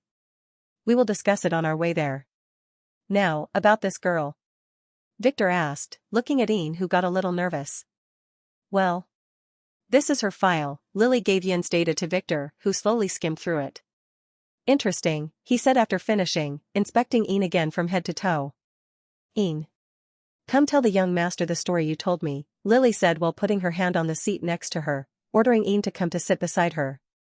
Ian slowly obeyed. Although she was nervous, she was able to calmly sit down and then tell Victor what she told Lily that day. About how her parents were demons and how she burnt them. She kept nervously looking at her feet though. Victor's charm was too much for this little girl. She was wondering if he would believe her. Her thoughts were all over the place. I see, Victor said as he relaxed in his seat. Do you know where your family went on vacation? He asked. Summer Dream Island, she answered, raising her head slowly to look him in the eye. She can at least look at him now. Summer Dream. In the Southern Sea. I see, he pondered as he looked out of the jet's window. This island was a part of a group of separated islands that acted as one country. It was a known tourist attraction. Those islands were also the location of one of the demons' bases that appeared straight after the reckoning. He didn't expect that place to be infested this early. That reminded him of some things too. There is a ruin near there, not a big one, but it had a few skeletal jade keys. Maybe he should take the girls there to play a little and exterminate some demons. Were they really demons? Did they kill Yin's parents and take their place? Lily suddenly asked as Margaret, who was also listening with interest, squinted her eyes. No. They just possessed them and devoured their souls. Like that thing that tried to attack Theta before, he said. Oh, Lily nodded. He reminded her of the incident when he went into a coma. Victor sighed again as he looked back at Ian. You did good. Very good. From what you told me, I can infer that the only reason they kept you alive was that one of them had problems with his body. Maybe the possession was not performed correctly. They needed a replacement body. They probably also didn't want to attract unwanted attention by killing you. I can't really tell, Victor said. Then. They were my real parents? Ian opened her eyes wide and asked as she shook. She always thought that they were imposters. They were the corpses of your parents. The real ones were already long dead, he said softly as he left his seat, then kneeled in front of her, looking deeply into her eyes. You did well by giving them a funeral. Her eyes began to well with tears. She was a little girl after all. Do you want a chance for revenge? He suddenly asked her after a few minutes. Yes, she said directly, looking him straight in the eye without flinching. You will not regret it? He asked. Never, she didn't waver. Do you know what a player is? He asked, intending to begin a lengthy explanation. I have already briefed her, Lily said as he nodded. Good. Then I will make you a player, he said, watching her hesitate for a second and then nod. She also wanted to be as strong as that spider boy who fought the mantis on TV. Lily had told her that he was a player. Alex, get your sorry ass here. Victor suddenly turned to the back and yelled, making Alex, who was relaxing at the back of the cabinet, flinch. What did I do now? She wailed in a miserable tone. Victor didn't keep his hand earlier. It was as if he had some grudge against her, but what did it ever do to him? Just come here. It's a reward this time, he said, smirking like an old man fooling a little girl. What if I don't want it? That's not an option. Oh, Alex said as she stood up slowly. She had a feeling that he was fooling her. But she didn't dare to disobey. Victor chuckled before looking at the nervous flight attendant. Go out and lock the cabin's door. You can only return after 60 minutes, he ordered. The flight attendant, who was expecting an orgy to happen an hour ago, quickly nodded and escaped after throwing Ian a pitiful look. They didn't even spare this little girl. She would definitely report them after they have landed, even if this would get her fired. As soon as the cabin's door was closed, Victor looked at the girls and Alex, who was now standing nervously next to Victor's seat. Listen, I will now turn Ian into a player using a talisman.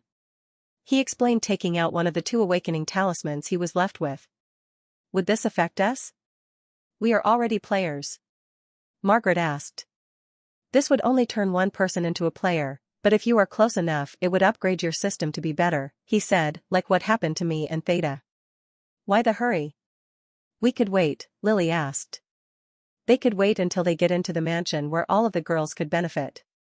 No, the talisman's effect is less than 1 foot, so the 3 of you will really have to hug Ian really tight, Victor, who knew what she was thinking about, explained. Oh. Come on now, time is important here. Classes are usually granted depending on people's experiences. The older the incident, the exponentially weaker its effect on the player's class would be, he said, looking at Ian, who didn't understand. I want you to get a demon exterminating power, so listen up. Whatever you feel in the next few minutes, I want you to think of only one thing. How you killed those demons in your house. Your unwavering will to exterminate them, he said. He was really hoping that she would get some demon extermination class. Those were very rare and only began to appear after 1 generation of the reckoning, when demons were infesting the world. Hopefully, her latest experience as an assassin under Lily's hands would not ruin her chances. Ian nodded nervously as she felt the girls and Alex hug her. She watched as Victor held her finger and then pricked it with a needle before putting it on the golden talisman, which shone in white light that entered her body. Her world turned black and a blue shimmering screen welcomed her. Welcome, player. The awakening process took more than an hour for Ian, but only a few seconds passed in reality, in which Victor was watching nervously with crossed fingers. If this succeeded, this little girl would be a treasure. A deadly treasure. No matter what though, he had already decided to take this girl from Lily.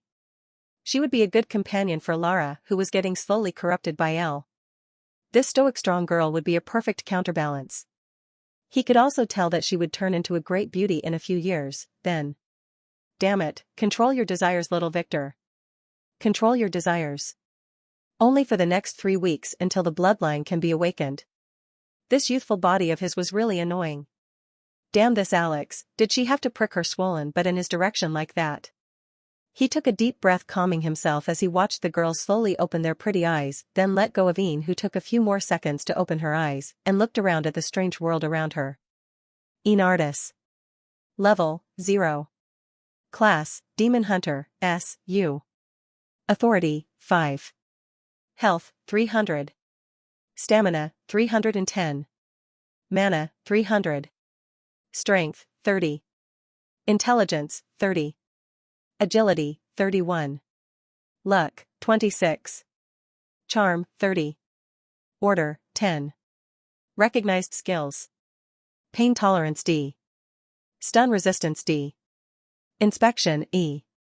Studying, E. Cooking, F. Swimming, F. Cleaning, F. Fire arts, F. System skills. Soul vision, SSS. Hide breath, A. Fireball, E. Class skills. Demon sense, S. Exorcism, B. Slayer strike, C. Banishing light, E. Tracking seed, F. Fate status. Fate's power, C. No defined fate. Destiny list less than 10 order points to unveil. HSSSS, Victor gasped as he looked at Ian, who was looking back at him and the girls. This girl was more than a treasure. He really hit that jackpot here. You don't have to reveal anything, he said. You should never reveal your class or skills to others, he warned. She nodded. I have a skill that allows me to figure out what you got, he said, and it is a very rare, but very dangerous class at the same time. Isn't that what you wanted? He explained. She nodded with a serious face. Lily and Margaret frowned, wanting to ask what it was, but decided to say nothing. Both of them had the same idea. They would ask him privately later. Now, do you see anything strange? Victor asked as he smiled at her. A lot, she said nervously. Don't be afraid, those are our souls. Take a breath, and adjust yourself. Try to turn your skill on and off a couple of times. I will need you to tell us what you are seeing, but we will talk when you are ready. Victor said as he relaxed in his seat. She said, closing her eyes and adjusting her body. You too, he told the others, check your new systems. The three girls nodded and closed their eyes and began to explore their upgraded systems. Two of them now had titles. The first one has 2 titles. It was none other than Alex. Dungeon Sneaker, entered and exited a dungeon without clearing it. All creatures within a dungeon have 200%, 300% aggro against you. Survivor, survived a certain death encounter. Health plus 15%.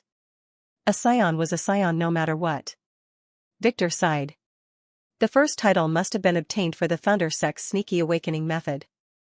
As for the second one, Victor had no idea when Alex got it, before or after meeting him. Margaret was the second one. Love me not, killed your lover in a dungeon while looking them in the eye. X31. Critical hit chance against lovers 50%. Critical hit damage against lovers plus 1% greater than plus 31%.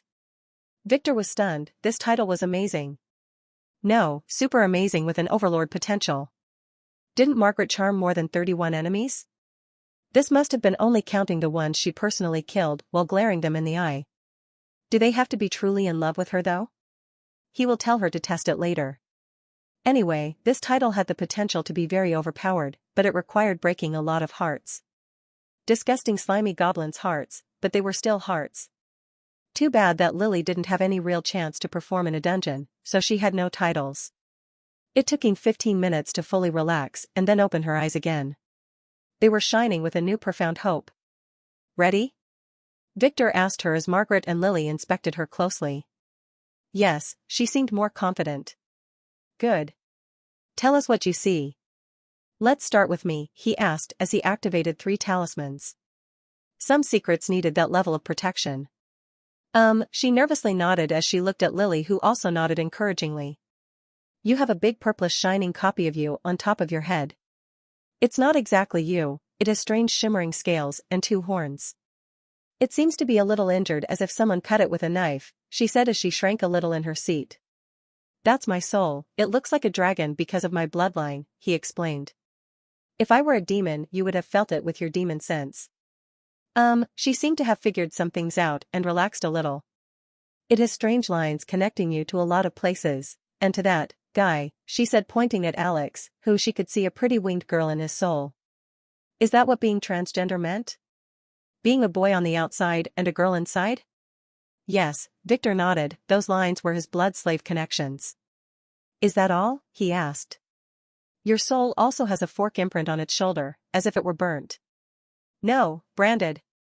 She said, finding the right word. A fork? He quickly asked, closing his eyes and inspecting his soul. He saw no forks. There was nothing there. Was she scamming him?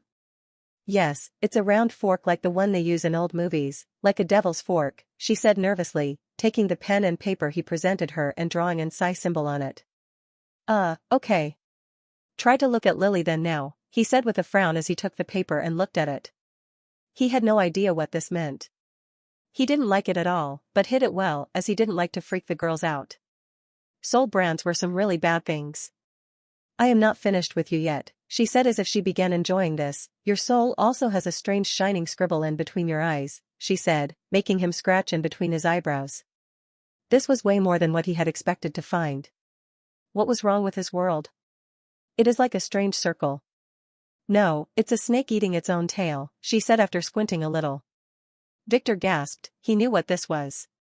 The Ouroboros symbol was printed on the cover of the Book of Time. She couldn't have possibly fabricated that, she was definitely telling the truth. Did the Book of Time travel with him? It made sense, but he had no idea how to access it. Is that all? He asked, nervously this time. She lied as she looked at him. She was hiding one thing though, his soul was so damn hot. It was the most beautiful thing she had ever seen, after Lily that is. Good, Lily next, he said, as if reading her mind. Mistress Lily, Ian looked at Lily for permission, which was swiftly granted. Well, your soul looks similar to you but with an extra, vertical eye in her forehead and big black wings on your back, you are also wearing a silver crown on your head. Ian described. Does she have anything strange? Victor asked. A very faint crest shadow on her neck, nothing more, she said. Victor knew that this was the family slave tattoo. Lily seemed to have realized that too as she touched her neck. Good, next is this girl. Her name is Margaret, she will be your big sister from now on. Victor said, introducing Margaret, who smiled at Ian, who nodded in response. Sister, Margaret. Your soul is bigger than the others, much bigger. It has many strange marks all over it, most of them are faded, but the one on the forehead is very prominent, she said, drawing a strange complex symbol on a piece of paper. Victor nodded and took it away. This was the talisman control symbol he used back then. Margaret, who also realized that, sighed and wondered whether this would have any effect on her. Anything else? Margaret asked nervously. No, she shook her head, not hiding anything for the first time. Then that leaves us with Alex the maid, Victor said, making Alex, who was sitting to the side still exploring her new system, tense up. I see a pretty girl with wings of fire, she said, making Alex shrink a little as she looked at Victor nervously. He didn't even flinch. He was pondering about Alex's hidden bloodline. She also has a strange rope around her neck. She wanted to say that it was connected to Victor, but she held her tongue when he winked at her, a smart girl. Anything strange?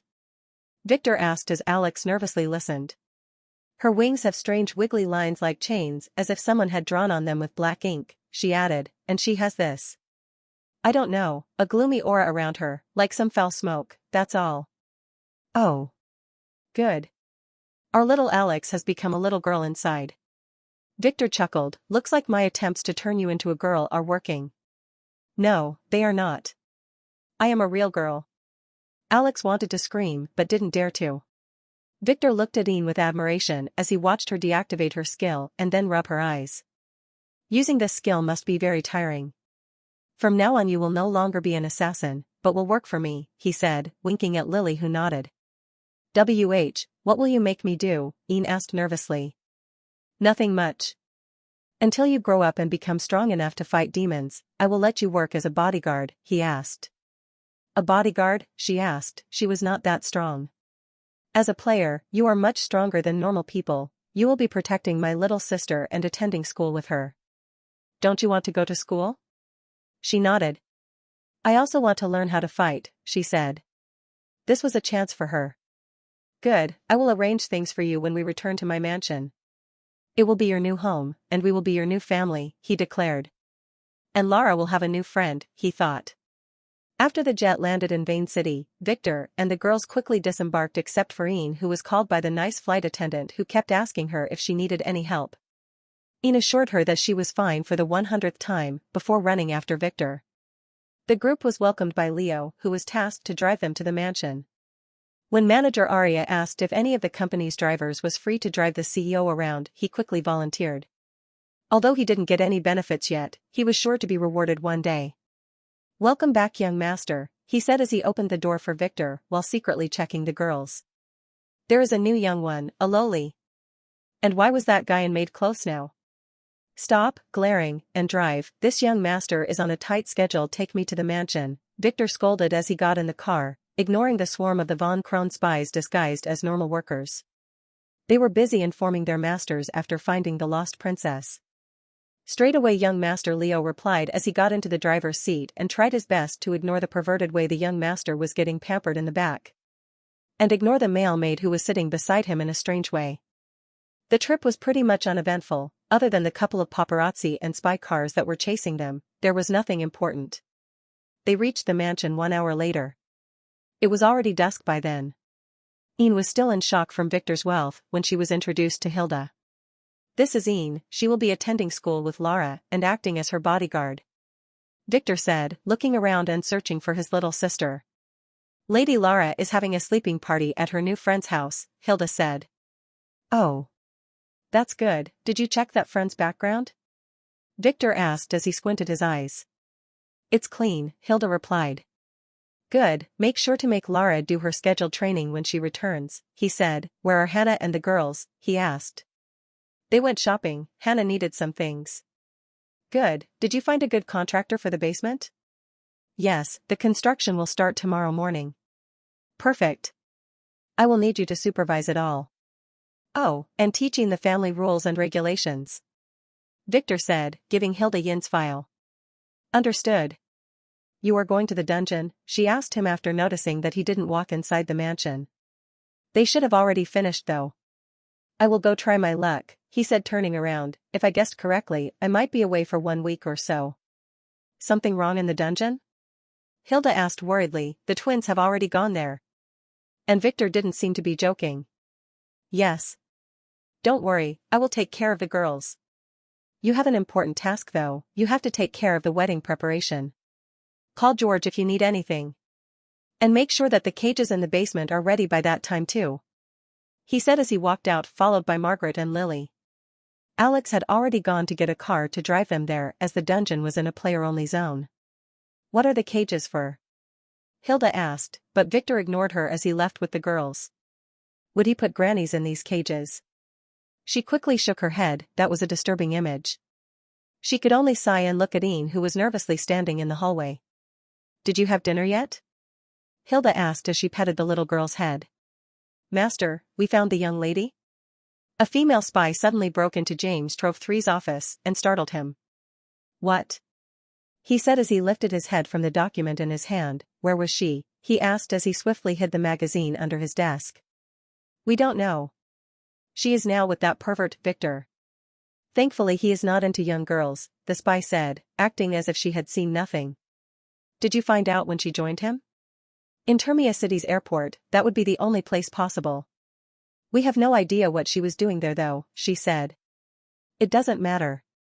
Only a few months left until we bring her home. James said as he looked at the date on his phone. A new notification popped into the lock screen. He sweated a little, then opened it. He gasped. WTF. Was that bastard intending to use those on the grannies? Is there anything wrong? The spy asked. No, he said, thankfully that Victor had no eyes for his young mistress, or things would have been very ugly. In a mountainous region near the edge of Vane City's administrative zone, a car slowed down as it approached a wired fence where a few men in black suits were standing guard. This is a restricted area, one guard hurried to the car and said politely. Those guards worked exclusively for the Players' Council, so naturally, they knew how to recognize their masters. Victor, who had already rolled down his window, nodded to the guard and flashed both his family token and Academy ID. The raid had already started yesterday, young master, the guard said politely, they might go out at any moment now.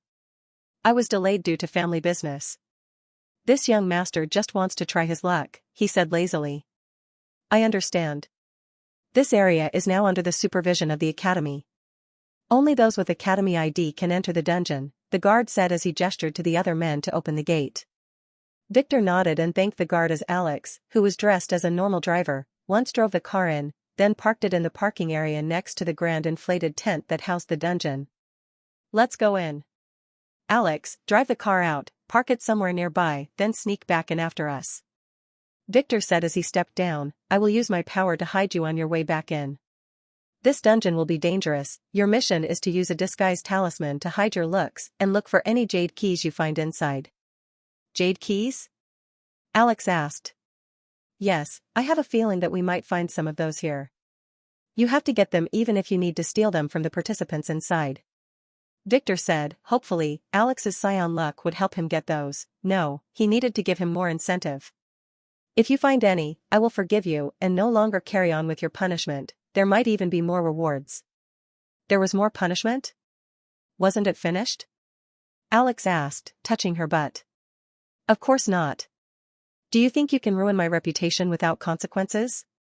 I was planning to try the new toys in the basement on you. Victor said. Understood, I will try my best. Alex said as he shivered a little and got back in the driver's seat and started the car. She was wondering if she should escape the country. No way, Victor would surely find her and spank her butt again. Damn it. Oh, wait a moment. Margaret suddenly said as if she remembered something. The toys you got from me. I want them back, she said. About those.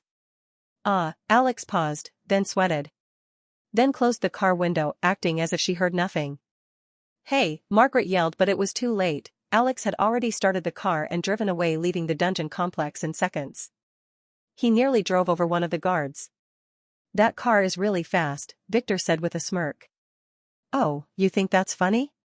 Margaret smeared back at him, I bet you that Alex forgot the toys at the brothel. I wonder what people would say when they find those, she said as she turned around and quickly moved to the tent. It took a few seconds for Victor to realize what she meant. What kind of toys were those? He asked after her suddenly. He didn't care about normal things.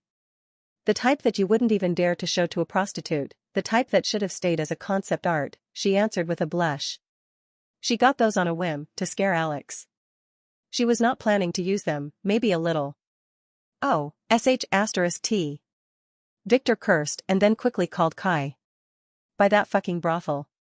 He didn't need to continue. Young master. It is too late. My condolences. Kai answered in a tired, serene voice, he didn't even need to ask what brothel. Speak, Victor asked. Was he too late? This morning. Some pervert journalists began to follow your trail. They found the room you were in yesterday. There, they discovered some, very disturbing toys, if they can be called that. The journalist thought they were just some regular art installations and power tools at first, but a granny who was there helped clarify things out.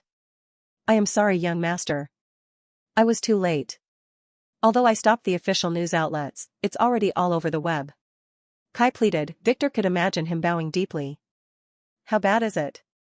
Young master. After today, please avoid appearing in public. Your reputation had become worse than that spider boy. Some are calling you names like Grandma's boy and Giant D****** oh boy. Victor gasped and glared at Margaret, who blushed and looked away. Lily, who was listening to Victor's conversation, quickly searched the term and gasped. Just make sure to remove all the traces online one by one, Victor said after 1 whole minute. Mistress, and had already ordered that. But things like this can't be erased, people would remember, Kai said. Kill anyone who dares to remember or call me names. Victor yelled, call Master Alfred and ask him to help, and just make sure that my mother does not see those. Victor yelled again before hanging up.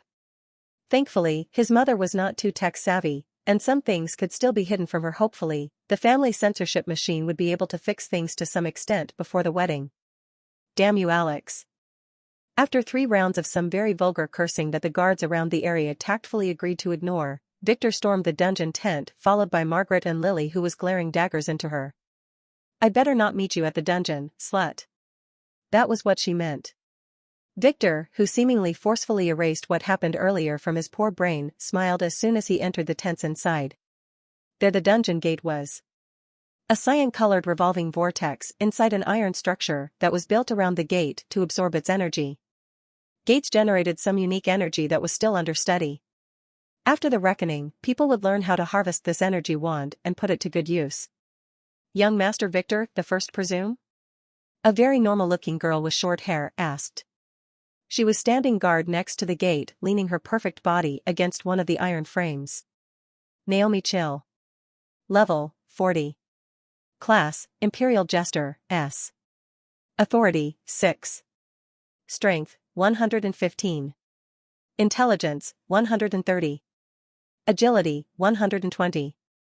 Luck, 20. Charm, 34. Order, 25. Skills. Appraisal, S. Killer Joke, S. Survival, A. Cooking, A. Bartering, A. Quick Steps, A.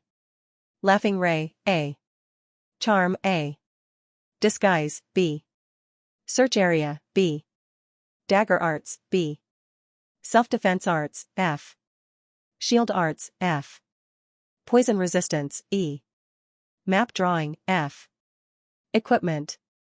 Demon slaying dagger, A. Defense talisman, B. Storage ring, D. Fate status. Fate's power, A. Defined fate, Thomas Watson's left hand, and concubine. Destiny list less than 10 order points to unveil. *T, he knew this Tom lover too. She was his assistant with teacher Isabella and an active agent for the Free Players Association. He remembers her giving stupid speeches in his previous life. He didn't expect to see her here. Thankfully, he was always disguising his status, so when the being apprised window appeared to ask for his permission, he just pressed yes. The one and the only, he said proudly as he began to boldly check her out. She was using her disguise skill to make her look normal, but Victor could easily see through that and check her body. This pervert was moving around naked while using the disguise skill to wear some clothes. He was not really interested in her. But your class has been in there since yesterday. You are late, she said as she felt a chill up her spine. Why does she have the feeling that he was checking her?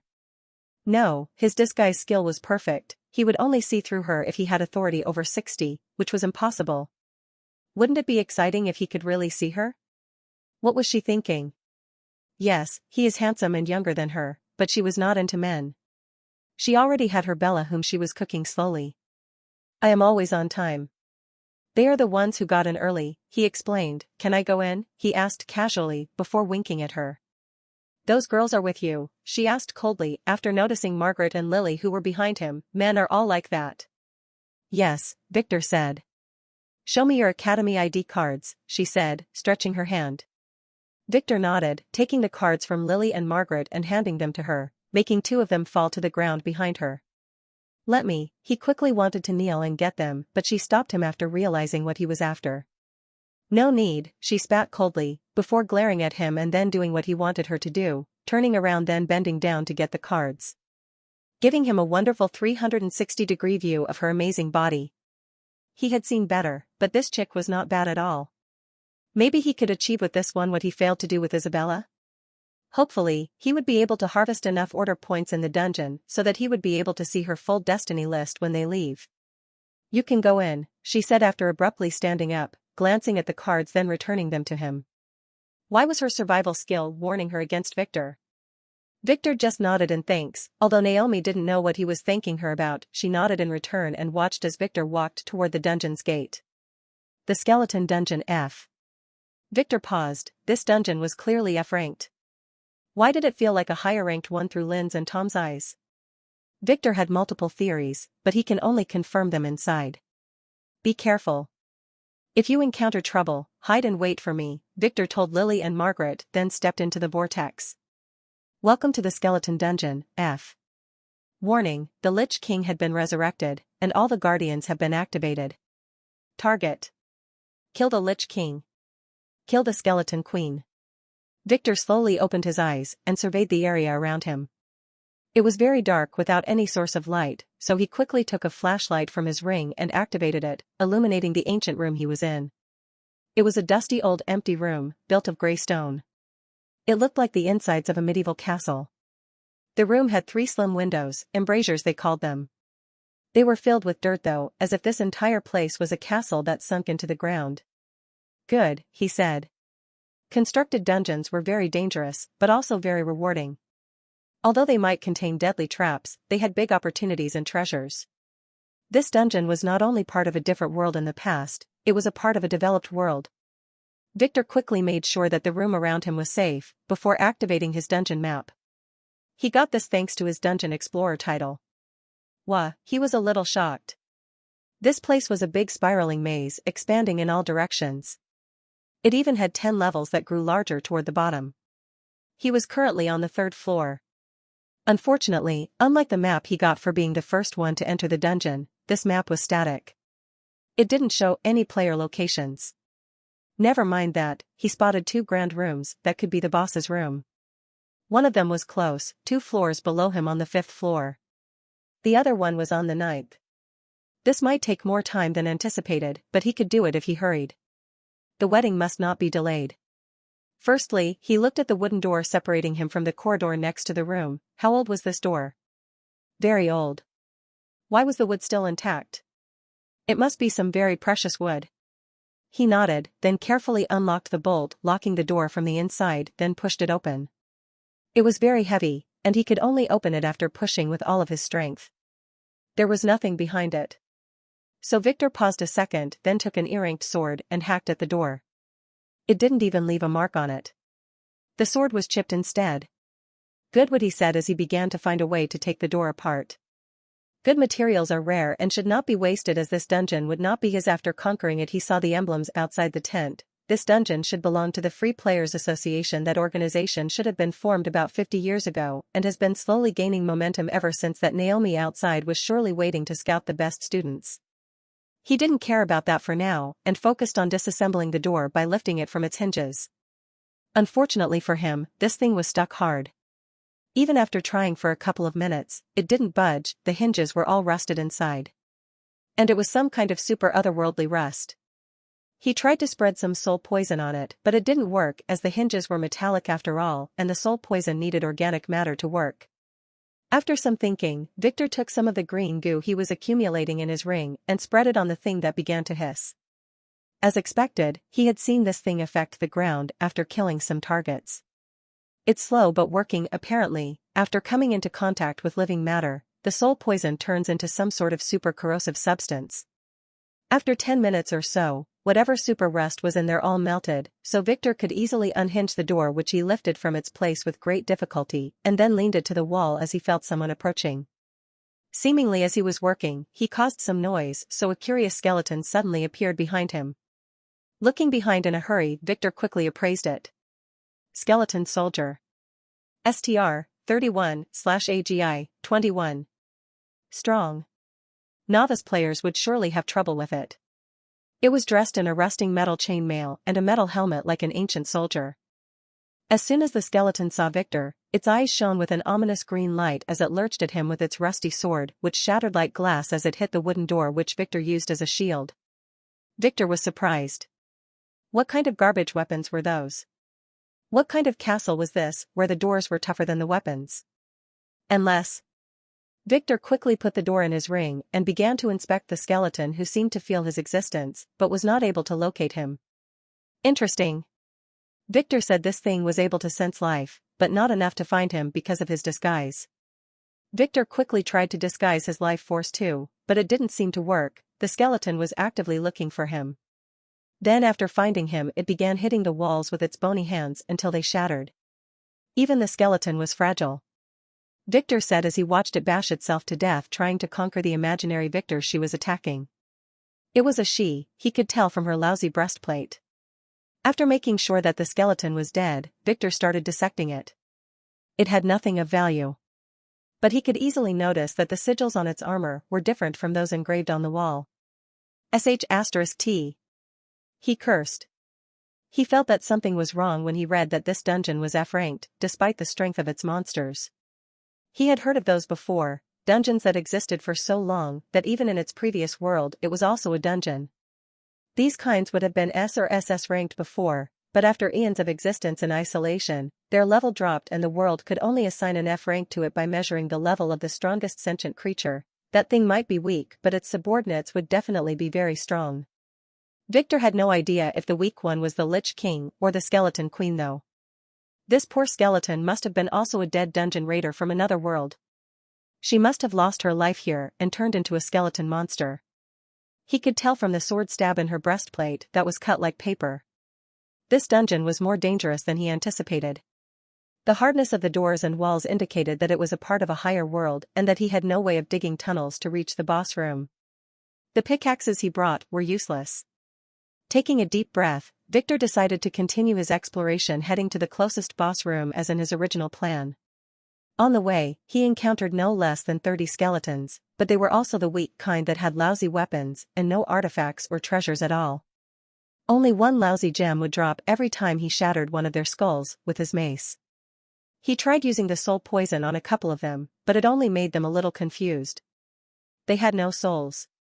The green goo on the other hand was super effective at melting bones like acid. Unfortunately, the skeletons could casually discard any bone that got on it. So it was not usable in battle. And this stuff was very precious, he was not going to squander it on lousy skeletons. He could only console himself by getting the empty room's doors one by one. Unlike the room he started in, all of the others had their doors wide open or even broken. It was as if this place was ransacked once before ages ago. Strangely enough, he didn't encounter any living beings inside after walking for more than 2 hours. Die.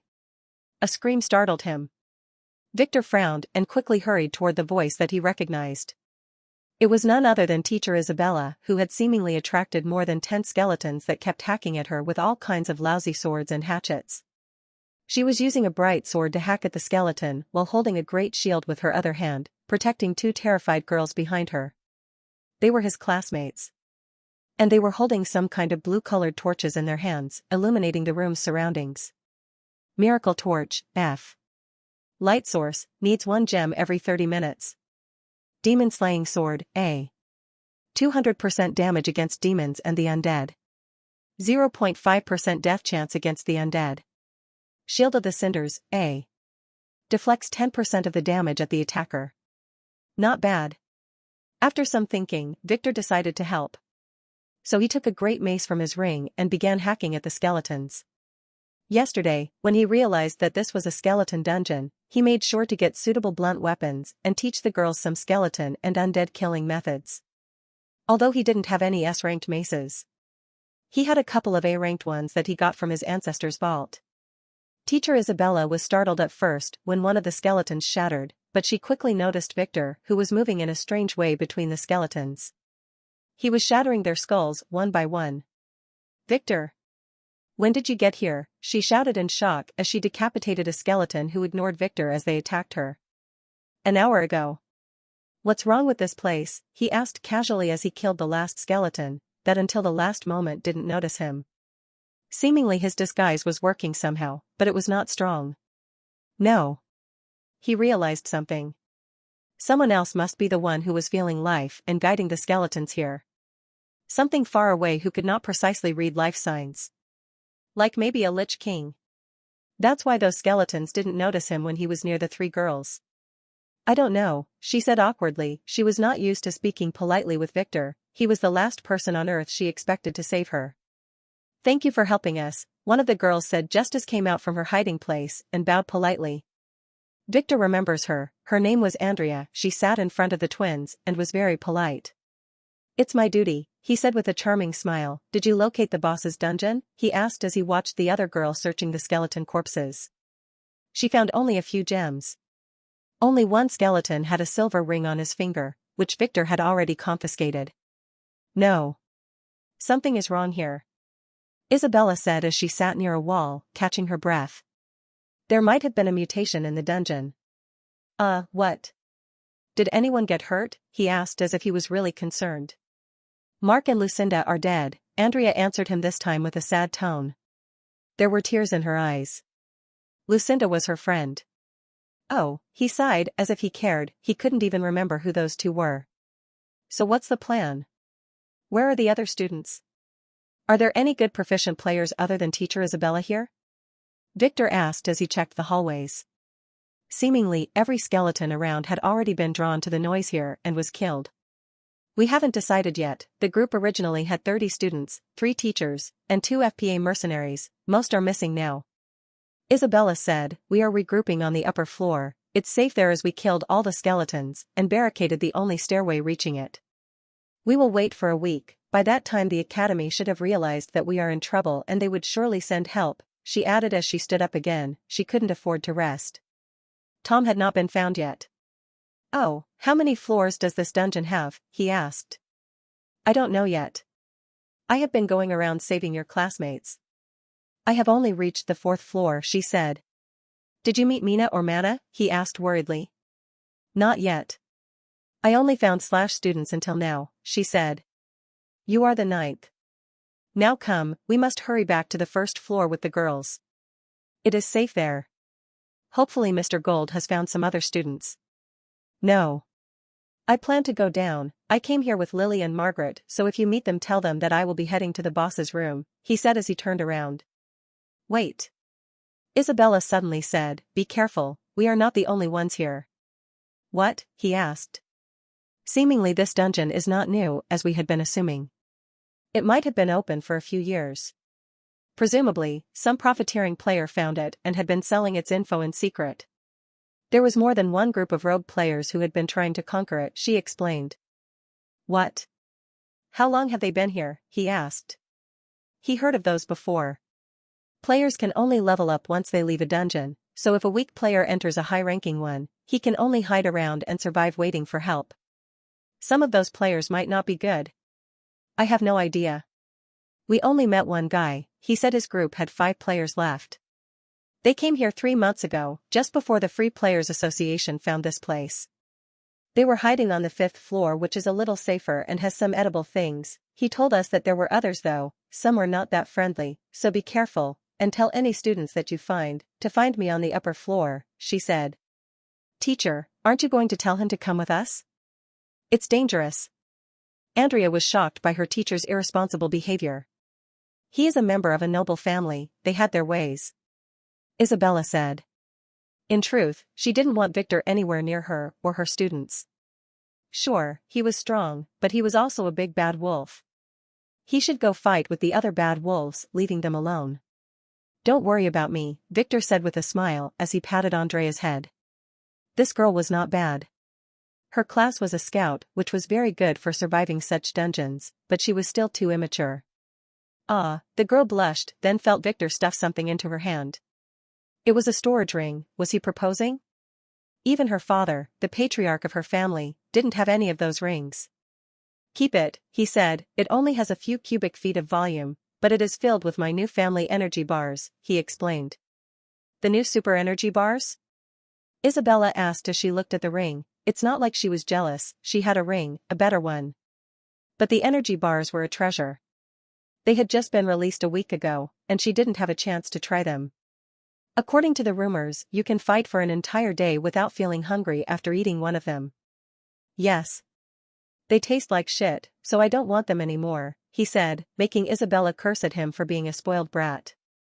They will help you survive for the next few days, Victor added in a soft voice, ignoring his teacher's glares. Thank you, Andrea said as she held the ring tightly in her fingers and watched him walk away. I will definitely pay you back, she yelled behind him with a blush. Victor looked around and sighed. After separating from Isabella and the girls, he had finally reached one of the stairways connecting the 3rd floor to the 4th. 2 hours later, he was delayed because on the way he found quite a few lonely doors that begged him to take them along. He had a total of 21 doors now. He killed a total of 57 skeletons on this floor.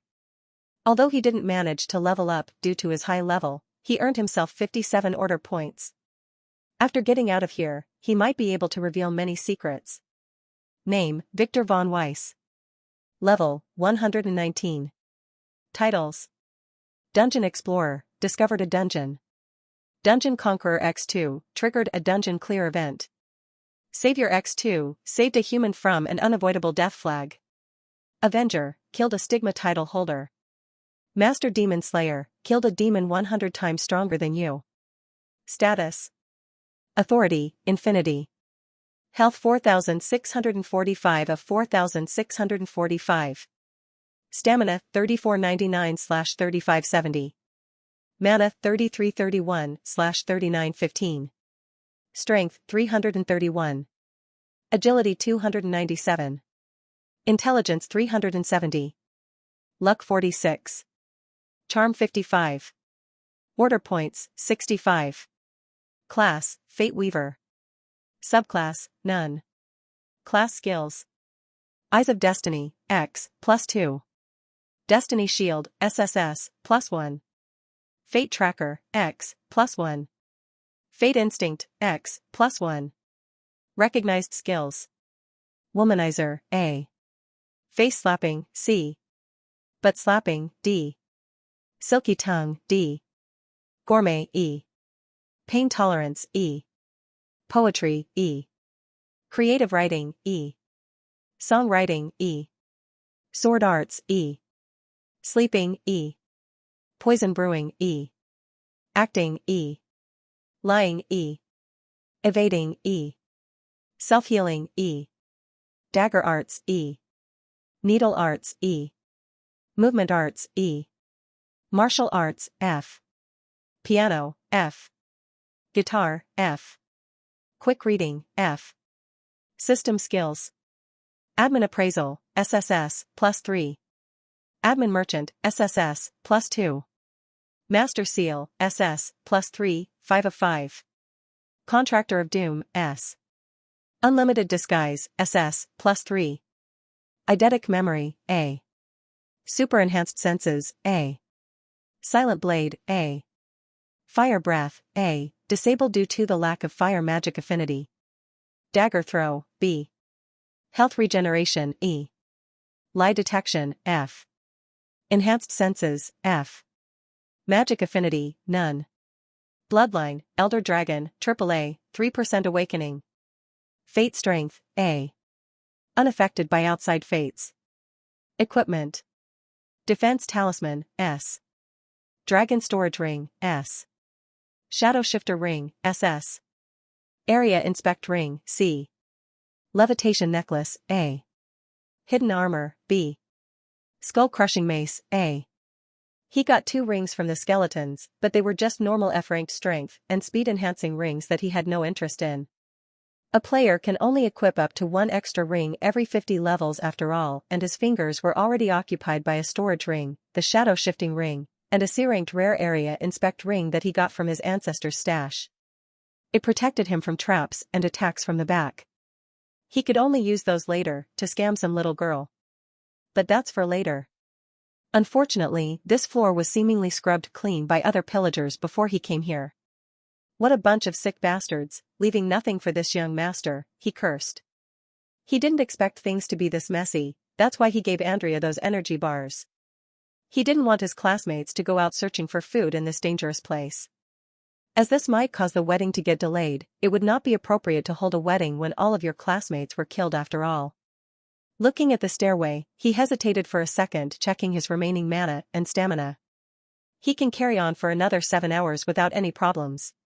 But he better take a rest whenever he can. Earlier, he expected all the levels in this dungeon to be the same and just get wider as he deck ended, but according to teacher Isabella, they might be different, so he needed to be ready for contingencies. He quickly decided to check on his slaves as he caught his breath. Alex had already sneaked into the dungeon, and she was in some kind of a dark ominous place fighting ominous-looking black skeletons. Victor had no idea where she was, but he was sure that she wouldn't die easily. Tom had teamed up with 2 girl players whom he had never seen before. They were hiding in a small room warming each other with their bodies. Oh, Peter was there too, but he was getting excluded. Poor guy. It seemed like the temperature changed from one level to another. Lynn had seemingly teamed up with 2 classmates, a male and a female. Accompanying them was Mr. Gold, who seemed to have been injured. They were making their way across a jungle of dead trees with strange-looking fruits.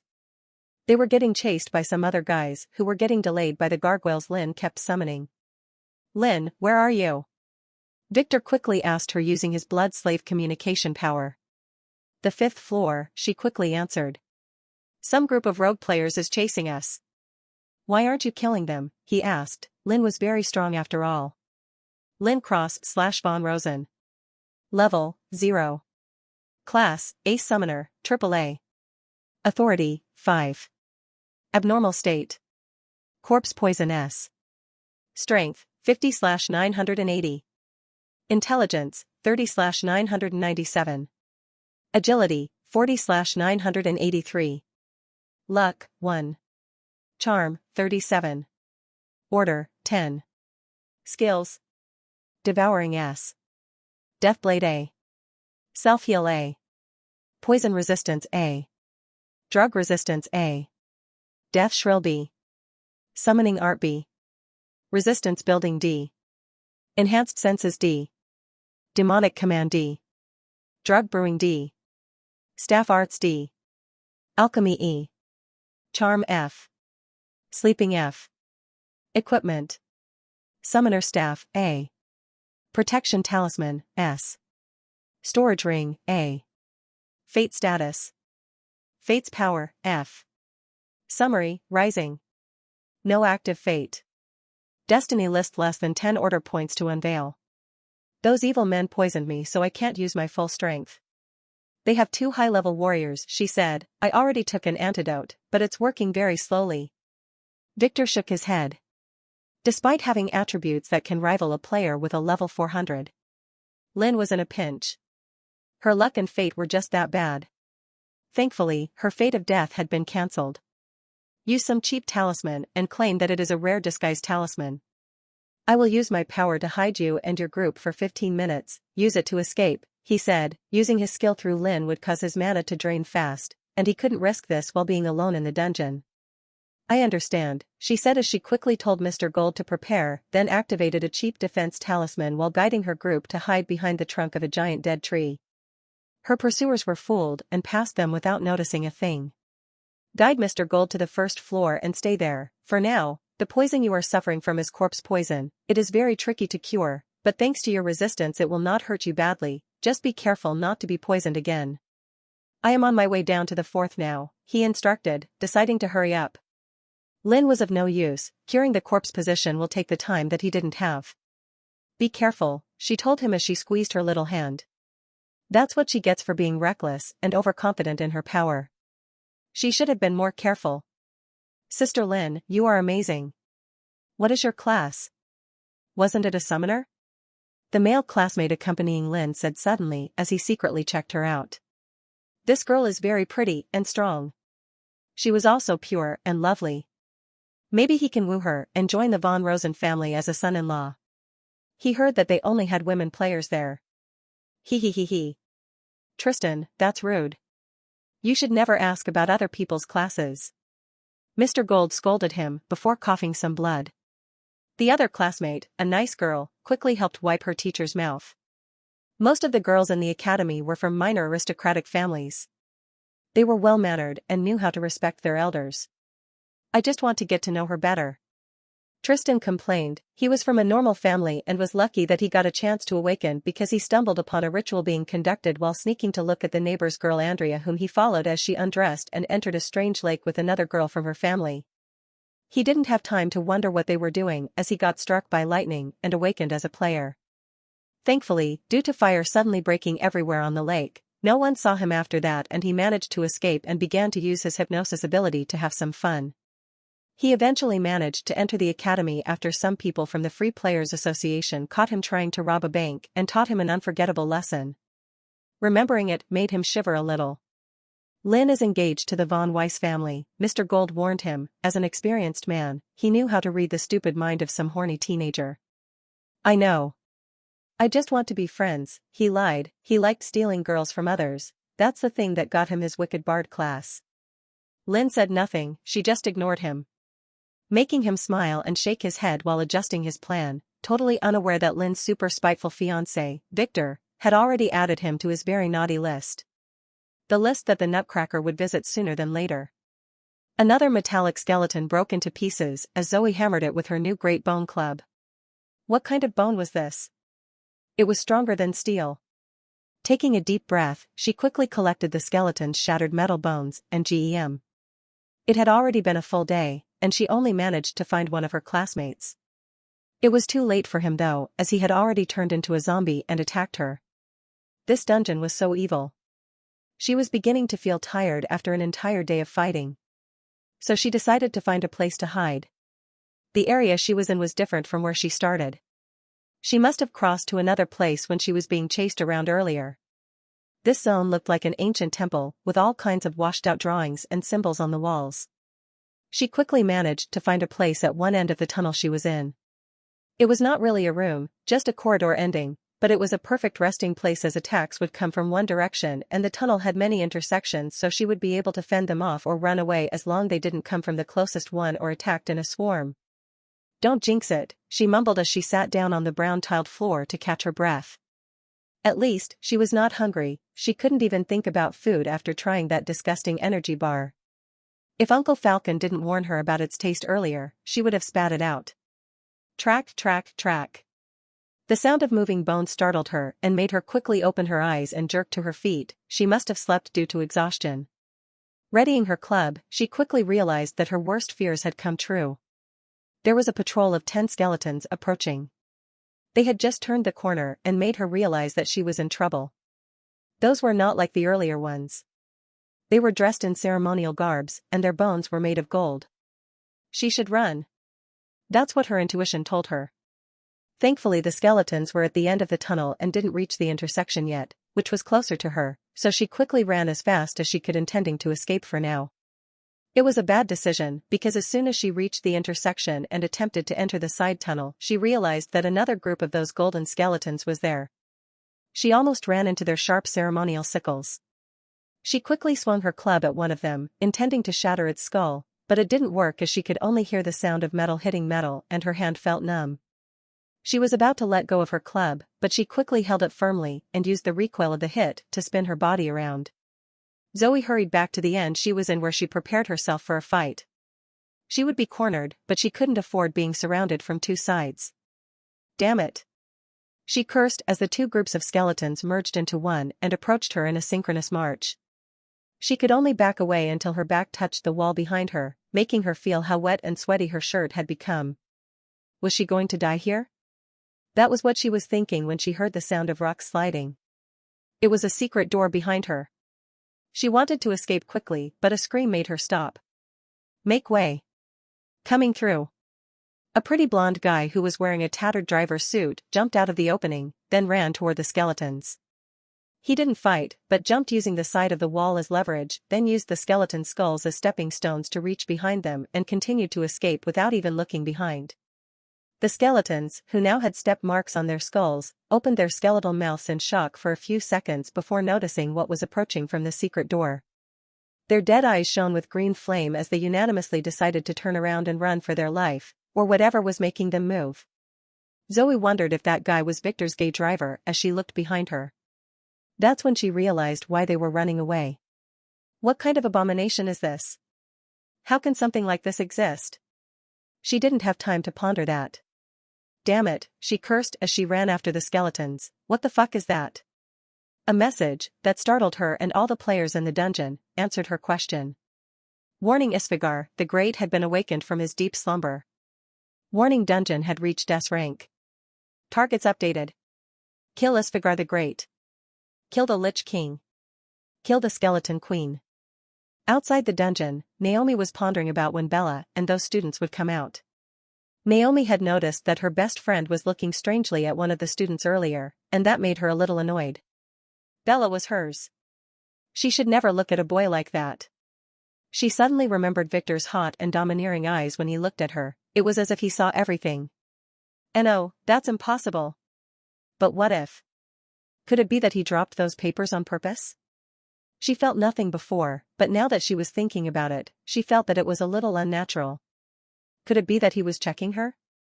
She quickly bent down and tried to imitate grabbing the papers from the ground, just to see what he could have seen. Damn it. He had seen it all. Wait, what is that? She noticed something covered by dirt right under the dungeon gate.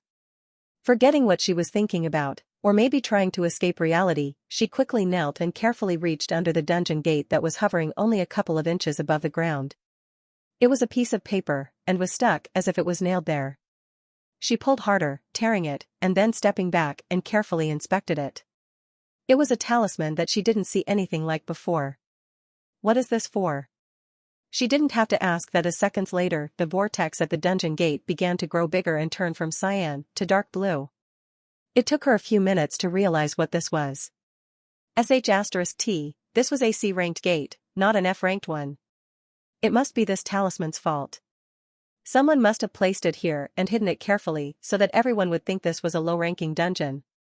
She had no idea what this talisman is and how it worked, as it even managed to screw her appraisal skill. But who would do this? That's not the important thing. The kids were in danger. C-ranked dungeons were not for noobs. Just as she was about to stand up and then run to sound the alarm, a strange thing happened as the gate slowly turned. From blue to purple, from purple to red, then to gold. *T. An S rank. She yelled as she fell on her butt while opening her eyes wide. Margaret cursed as she kicked the door for the 100th time. Why wouldn't it budge? No swords or spears seemed to be working on it. She even tried to seduce it, but it turned out to be a gay door, standing firmly totally unaffected. Earlier, she heard the familiar sound of someone screaming. "No!" Margaret wanted to yell for help, but the ominous shrills that came right after made her change her mind. It sent shivers up her spine. Shivers that she hadn't felt anything like them yet in this life. Those things were definitely chasing after Alex. Victor was right, Alex is a jinx. Those things seemingly felt her. They knocked a couple of times on the door separating them from her, but it didn't budge at all. This fucking golden door was super sturdy and didn't even have cracks. Of course, it wouldn't have cracks. It was a fucking vault door after all. Yes, the poor girl was locked inside a vault without her toys. A super grand palace vault. It was earlier full of strange treasures and gold coins that made their way into Margaret's little ring. Thankfully Victor was wise enough to give her one with extra storage space after she told him her secret. It was supposed to store their dirty cash. Those things retreated moments later just as the message of the dungeon's rank increase appeared, making Margaret affirm her decision to stay here. Like she had any choice. She liked to believe she had one. Margaret could only sigh and look at the piles of strange bricks left behind her. She left them earlier because they were super heavy. Storing a thing in the ring took time proportional to its mass, and it should be able to be moved freely. So storing those bricks in her ring would take more than a few days of hard work. That's what she had discovered earlier when it took her 5 minutes to take one of them. Could those be some kind of treasure? Duh, of course, they were. She was in a hurry to go level up earlier, but now she had all the time in the world. After some thinking, she decided to begin working. If no one came to her rescue, she would have to spend this raid in here, moving bricks and eating sweet tea. Did they really think that adding sugar to their energy bar would improve its taste? Alex ran. She knew that she should not have returned to this dungeon. She should have run away while Victor was in here. But somewhere in her heart, she didn't really want to do that, she didn't dare to. Earlier, when she sneaked into the dungeon, she woke up and found herself in a dark room, so she did the natural thing to turn on her flashlight. That's when she discovered that she was in a large Gothic-style hall with heaps of black bones and skulls all around her. Seemingly, feeling the light, some bones slowly assembled as Alex, who knew that she shouldn't stay here, frantically began looking for an exit in a hurry. She kept shedding more and more light on scattered bones and causing them to start trembling. She finally found an exit a minute later, behind one large heap of broken bones. Without thinking, she jumped over it, collapsing it to the ground as she ran to the exit. It was too late. %who %saw SA %AA. A skeleton that had fully assembled behind her screamed something incomprehensible as red light flickered in its eye sockets, causing all dormant bones to start assembling in a hurry. Alex knew that she had to run, but bad luck struck again as a few skeletons seemed to have already assembled next to the hall's exit. They jumped at her with their sharp black bony spears that materialized out of thin air. Alex quickly took out her own spear and began fighting them. Strangely enough, no matter how much she hacked at them, they didn't seem to be affected. Their bones seemed to be extra hard as her spear didn't even leave a scratch. Thankfully their rib cages were exposed, so Alex quickly thrust her spear forward into the biggest and meanest-looking skeleton's rib cage, then rotated the tip to act as a hook, creating a skeleton hammer that she began to swing around, cleaning the entrance in seconds. Finishing, she quickly swung her spear as she rotated it again, causing the stuck skeleton who was about to throw his spear at her to be flung away, crashing a few of his colleagues who had just assembled. Alex didn't have time to celebrate her victory as she ran and ran as the sounds of screeches and bone cracking followed her. That was until she reached another circular hall that was a close end. *T. She could only turn around and pray that those skeletons from earlier didn't follow her. They were there. Strange enough, they didn't dare to enter the hall and just stood right outside the arching doorway, glaring at her with their flickering evil eyes. Alex nervously looked at them as she relaxed her fighting stance. They couldn't enter here. She realized that when they began hissing at her from outside as if to tell her to leave there quickly. Could it be that something was scaring them here? Alex wondered as she looked around using her flashlight to slowly inspect the hall. It is a circular hall with a single rusty sword that was struck with a black stone in its center. It seemed to form some kind of array. Other than that, the hall's walls were full of fading murals depicting a great black shadow demon being fought by armies of men who had pointy ears. There was another mural of a sword banishing that demon. Alex looked around and checked that the sword in the mural was the same one in the center of the hall. Those evil creatures must be scared of the sword. Alex smiled as she moved to the sword that seemed to be extra shabby. She thought for a second, then tried to pull it. It didn't budge. Alex frowned as the skeletons outside began to scream louder. B*TCH. Get away from that ominous thing, they screamed, but she didn't understand them. Just you wait, she yelled as she used her entire strength to pull the sword out. Crack. The sword broke in half. Oops, Alex frowned as she inspected the flimsy hilt in her hand, before noticing that the sword's blade that remained stuck in the stone began to disintegrate slowly into a cloud of black smoke that began to slowly consolidate behind her. She slowly turned around and watched the smoke slowly forming a miasma that thickened by the second, turning into an oily substance that began to solidify into a slimy black matter where a group of ominous skulls began to emerge and then drown again as they howled and reformed. Alex stepped back and used her spear to hack at it. The spear melted as soon as it touched that thing. Damn. This was an A-ranked spear. It was Victor's first gift to her. Swallowing her saliva as she stepped back, Alex decided that she preferred to fight the skeletons behind her than that thing, so she quickly took another spear from her ring and turned around. She was preparing for a fight, but the skeletons were not. They had already begun to run away. She didn't need any thinking to run after them while looking back at that thing completed its solidification into a giant amalgamation of skulls and bones that looked like a muddy giant frog that had hollow eye sockets that flickered with red flames seconds later. It opened its giant mouth and sprung a huge tongue made of slimy bones. Alex used her spear to hit the wall and push her moving body to the side as the tongue went past her and grabbed the group of poor skeletons, then pulled them into that thing's mouth where they melted. *T, Alex shouted as she hurried through the now empty tunnel. Reaching the hall she was in before, she was confronted by a sea of skeletons that formed in her absence. They looked at her with surprise. Wasn't she dead already? She didn't pause. She just used her spear as a jumping pole to fly into the air and continued her run using the stunned skeleton skulls as stepping stones. Thanks to their great numbers, they couldn't move their limbs or try to grab her. By the moment the skeletons realized what she was doing, and decided to form a plan and deal with her. It was too late, as they began feeling their bodies getting disintegrating as if something was sucking all of their energy. They looked to the back and realized that the thing they feared most had awakened. Alex, who was running like crazy, soon lost her footing and fell as the skeleton below her feet lost its energy and began to disintegrate. She quickly looked back to realize that the frog was sucking the entire sea of skeletons like soup. It was getting bigger and more ominous too. It finished quickly sucking the hall clean of skeletons as Alex slowly stood up. Now that the hall was clean, she realized that the hall had another smaller exit, just as that thing looked at her. And oh, Alex screamed as she began to run. She even activated a bunch of speed talismans. That thing followed. It didn't walk, but floated like a ghost. It was not fast, just moving slowly like a lion that knew that nothing would escape it. Alex didn't know how much she ran. All she knew was that she passed from one hall to another and finally reached the end of the tunnel she was in. Damn it, a dead end. She shivered as she heard the ominous shrills of her pursuer, who was just behind the corner. She quickly turned around and prepared to fight as she took out her spear, which coincidentally struck the side of the wall, activating a hidden mechanism. Alex only had to hear the sound of the wall sliding open behind her to turn and run through it. A girl that seemed familiar was fighting some golden skeletons behind that gate, but she didn't care. Make way. Alex yelled as she passed them.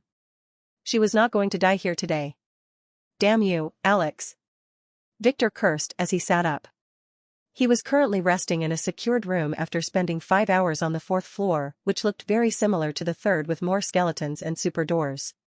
He had just finished a quick one-sided battle with a horde of skeletons when the dungeon update notification startled the *T out of him. He didn't expect that Alex would be able to make trouble here too. No, this was beyond trouble. That S-ranked monster that was following her was bad news even for him. Although Victor had no idea what it was, he read about those kinds of creatures before.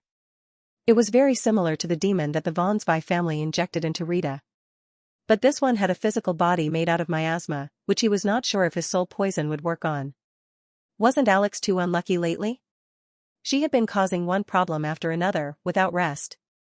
Victor frowned as he suddenly thought about something, and opened Alex's status screen.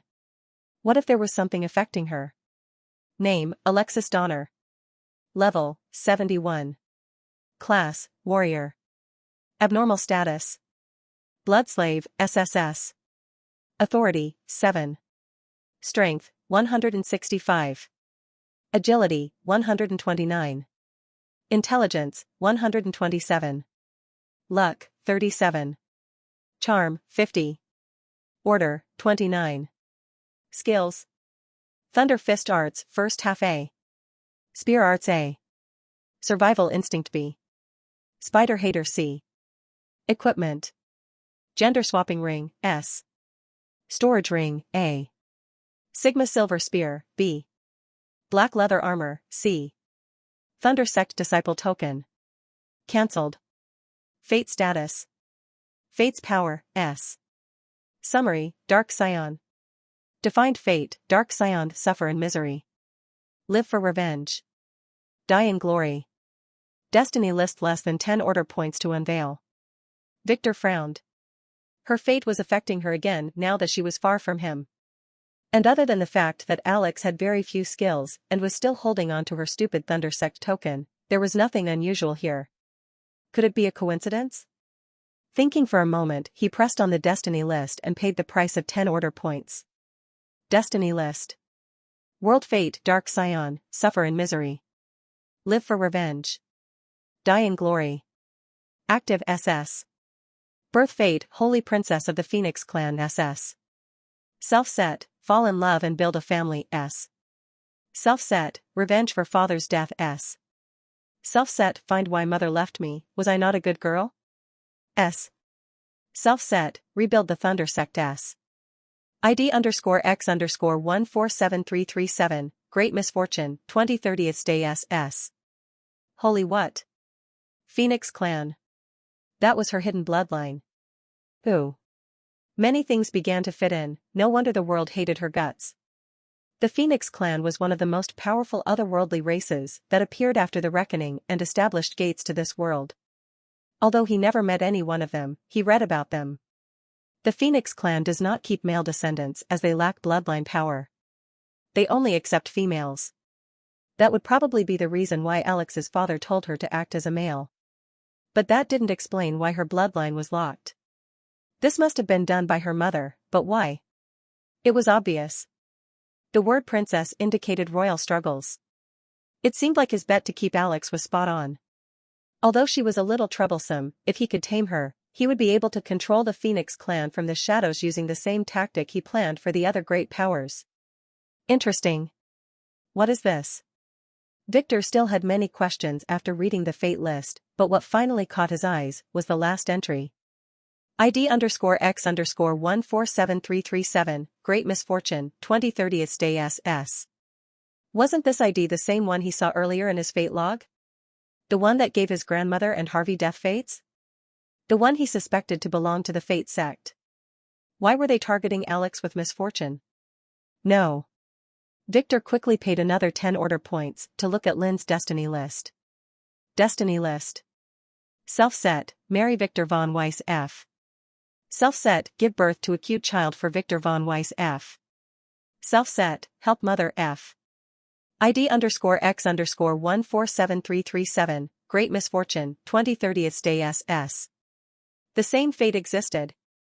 What about that idiot Tom? Destiny list. World Fate Scion, fulfill your destiny with the world's blessing. SS. Birth Fate, kill Nova von Astor Mess. Birth Fate, kill Esmeralda Swan S. Birth Fate, kill Afir Benespiral S. Birth Fate, kill 1000000 demons S. Self-set, marry 1000 pretty wives S. Self-set, get reunited with Nova S. Self-set, be rich S. Self-set, be the strongest player S. Self-set, be very popular S. ID_X_147337, 30 days, Great Misfortune, 2030th Day SS. That was disgusting. It was like diving into the mind of a horny teenager. Tom was a horny teenager. Anyway, the same Great Misfortune fate excited here too. Was it applied to him and his followers? What about Rita? Destiny list. Birth fate, miserable death A. Self-set, marry a good husband E. Self-set, make my family great again E. It was not there. Who was left? Poe, or Paul, whatever that sick bastard called himself now. Destiny list. Self-set, live a happy life S. Self-set, find good partners S. Those were interesting. Poe was definitely using some kind of technique to control his thoughts and disguise them so that the world would not go against him. And he didn't have a birth fate. Does this apply to all demons? What did he mean by a happy life and good partners? Victor knew perfectly. It was happy for him and good for him. Not for the other party. Anyway, also Poe didn't have that bad fate. This means that it was not aimed at him. Victor frowned and sighed. He was sure that if he didn't have his Fate Weaver class, this effect would have been applied to him too. Lately, he had been wondering whether his actions had alerted the Fate sect. Now he had his answer. This misfortune curse was probably a local area effect, but he was not sure. 10 days ago when this fate was applied coincided with the time just before he left for the auction. It must be the reason why Alex was doing all that bad sh*t recently. This thing was making her bad fate go on steroids. Lynn, who had an F fate rank, seemed to have been also badly affected. Why are they using it here? Did they find out about him? Probably not, but he was definitely on their suspects list. They were probably fishing out the variable that was affecting their plans. Anyone who was not affected would definitely be a major suspect. He must try to be more careful from now on. He might even be able to use those idiots at the wedding. He only needed a scapegoat, and he had one. No matter what, he must take care of this dungeon first. The wedding must not be delayed. Victor slowly stood up. He had just noticed that Lynn and her group had reached the 4th floor where he was, and it was through a stairway near him. He noticed that, because of the corridors she was passing, they didn't have any doors. He must have been there. Lynn, I am near you. Tell your group to take a rest. Victor sent her before quickly heading in her direction. It was easy to navigate this maze-like structure with his eidetic memory and the map. Tristan causally pretended to be inspecting the murals on the wall as he secretly checked Lynn's ass. She was bending down, helping Mr. Gold lie next to a wall. His injury was very severe. This place is strange. Look, there are metal hinges on those doorways. It is as if someone took away those doors. The smart girl who was with them said as she carefully inspected the room and then hung one of the torches she got from the lower floors on the wall. All dungeons have unreasonable things. We must be professional and not care about such trivial details, Tristan said, trying to act knowledgeable. This was his first dungeon raid though. Oh. The girl nodded as she continued to inspect the room. Her family was very conservative with their daughters. She was raised to be a good wife, and a good wife did not question things. She did not need trivial skills like critical thinking. Don't listen to him. You have to question everything. Mr. Gold, who was in pain, scolded. He couldn't take his students' bullshit. Dungeons have many mysteries. The more you uncover, the easier the boss battle would become. And the better player you would get. Question everything. He then began to cough blood, causing Lynn to quickly hand him a healing pill as Tristan sneered. Don't waste those on me. Those pills can't cure my injury, he said. He doesn't know where those men got that filthy sickle, but it was very poisonous. But, Lynn was a little distressed. She knew that Mr. Gold's situation was very critical and he had to be saved fast or he would die. You heard the teacher, Lynn. We must focus on clearing this place. Tristan said, earning himself a glare from his teacher. That was rude. That is rude, Lynn said as she pouted. Why was Victor taking so long to get here? Sorry. I am just telling the truth, Tristan said as he scratched his head. Damn, he needed to be more careful with his words. Those aristocratic B***G's were very sensitive. That wouldn't be bad in bed, he. Forget about clearing this dungeon. Mr. Gold, who was not aware of his students' wild thoughts, said. Now that it has become an S rank, we must focus on survival until the outside assembles a raid. It might take months to get a group of high-leveled players together, Mr. Gold added. Would it take that long? Tristan asked. I heard that a B-ranked dungeon takes about a month to clear, so an S rank would take about 3 months. He was wondering if he stayed here for a couple of months, wouldn't those girls start to depend on him after this nosy teacher dies? Idiot, didn't you study? A B-ranked dungeon usually takes 3 months, an A rank takes about a year, an S rank might take a decade. Ah, Mr. Gold coughed again. Teacher, the girl hurried to his side. I am fine, he said as he relaxed. I can't understand how this dungeon changed rank though, Tristan said, totally unaware that a certain fate was making him show his real selfish persona. It happens. Sometimes something evil in the dungeon awakens while the players are inside, or perhaps a seal became undone by some monster, Mr. Gold said. This might also happen after the dungeon had been cleared, creating another dungeon and trapping all the excavation workers on site. This happened at least 3 times before, he explained. Who is there? The girl who was with them suddenly yelled, startling everyone as she raised her sword. She spotted a shadow walking through the dim doorway. It is this young master, Victor said as he walked out of the shadows. Lynn didn't even blink as she threw herself into her fiancé's embrace and began to kiss his mouth, making her friend blush as Tristan cursed silently. Victor. I missed you, Lynn whispered in his ear as she hugged him. I know, he said as he patted her silky hair while inspecting her group. It cost him 30 order points to discover that they had no interesting fates other than great misfortune. Toby Gold. Fate Power, B. Destiny List. Birth Fate, be a good teacher A. Self-set, teach an S-ranked player B. Self-set, find good wife B. ID_X_147337, great misfortune, 2030 stay SS. Tristan Blake. Fate Power, E. Destiny List.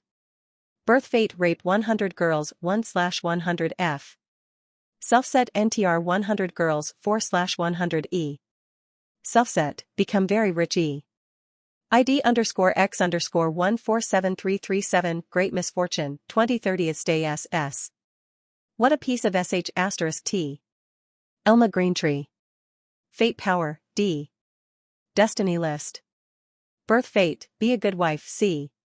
Self-set, live a happy life D.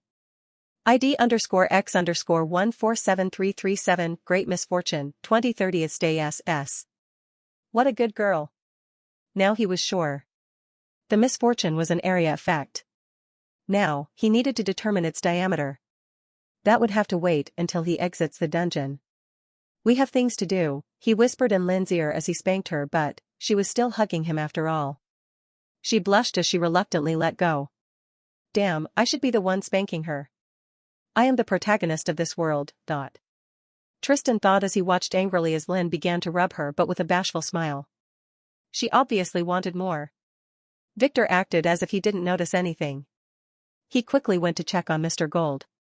He was suffering from the same poison affecting Lynn, but due to his lower attributes, it was affecting him very badly. Was it the Nutcracker? Victor asked as he checked Mr. Gold with a frown. The Nutcracker? What's that? Mr. Gold asked as he felt gratified seeing the caring look in Victor's eyes. That's how students should be. It's a legendary monster. I found its traces in the dungeon. It attacks only men, but never kills them. Just plays with them. I have seen its victims. It's ugly, Victor said with a heavy voice, making the girls shiver a little. Mr. Gold's face turned black. This dungeon was more dangerous than he anticipated. They must secure the students. It was not that Nutcracker. It was a rogue player. He slashed at my chest with a poisoned sickle, Mr. Gold said. Oh, if it's just that, I have nothing to fear. Teacher Isabella warned me about those. Let me check. Victor said as if he was relieved it was not the Nutcracker. He simply took out a small bottle and dripped a few drops from it on Mr. Gold's black festering wound. The drops changed color from clear to blackish purple and began to hiss. Corpse poison.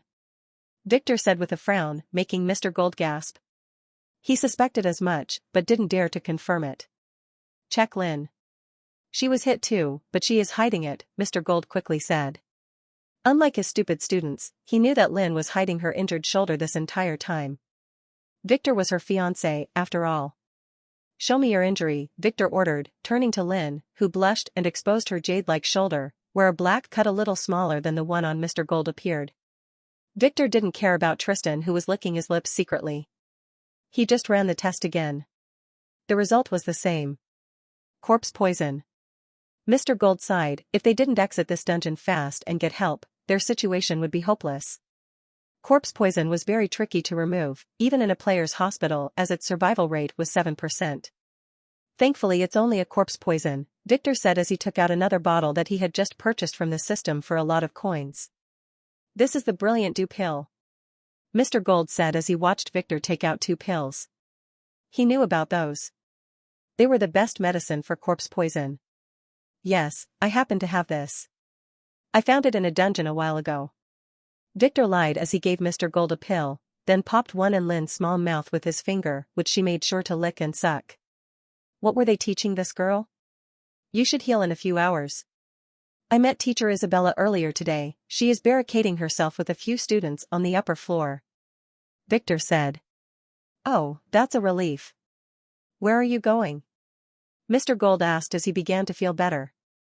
From that moment on, he owed Victor his life. I need to go down and clear the dungeon. My cousin Zoe is down there.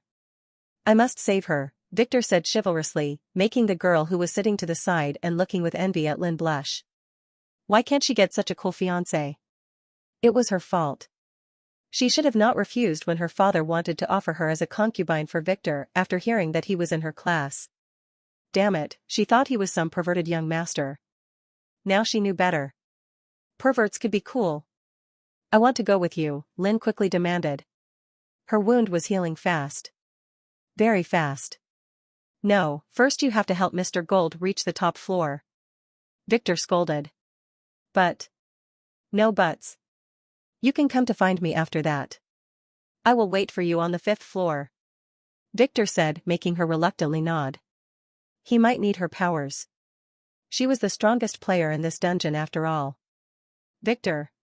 Be careful there, Mr. Gold said, knowing perfectly that Victor, as an elite heir of the von Weiss family, had many life-saving treasures. Those guys down there are dangerous. They seem to have been here for a long time. And now that this dungeon has become an S rank, things might get dicey at any moment. I understand. But this young master only fears the Nutcracker. Victor said as he slowly stood up. Teacher, do you know why don't those guys roam the upper floors? Could it be because they also feared the Nutcracker? He suddenly asked. He felt strange, because he encountered none of those rogue players until now. From what he saw, the skeletons became stronger as you went down. Probably not. I am not sure, but if I had to guess, I would say it is because of the food. The upper floors have no food or light. The 5th floor has an artificial sun and some kinds of fruits and mushrooms that can be eaten. Mr. Gold said.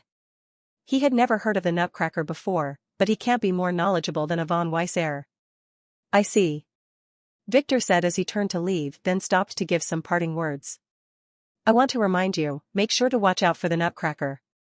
I think he is still around here somewhere, he said as he gave poor Tristan one last look, then walked out. After Mr. Gold rested enough, he was healed enough to be able to walk by himself. Let's go, he told his students as Elma helped him stand up. He wanted to rest a bit more, but he could see the hurried look on Lynn's face. He was sure that she couldn't wait to deliver him upstairs and then run back to her beloved. It's nice to be young. The group quickly began heading to Victor's instruction. He had told them the way he came through so that they could quickly reach the next stairway. The trip was uneventful for the first 15 minutes when the murals-filled walls around them became empty, containing strange glowing symbols. It was as if everything became dimmer. Mr. Gold quickly ordered them to prepare for an attack that never came. Only a strong wind blew, and strangely enough, turned off all of their torches. They drowned in darkness. What is going on? Elma asked. I don't know, be careful. Mr. Gold said as he took out a glowing sword that shed enough light to barely illuminate a few feet around him. Come stand next to me, he said, making the 2 girls quickly hurry to his side. Tristan, you too, he said. No one replied. Tristan? A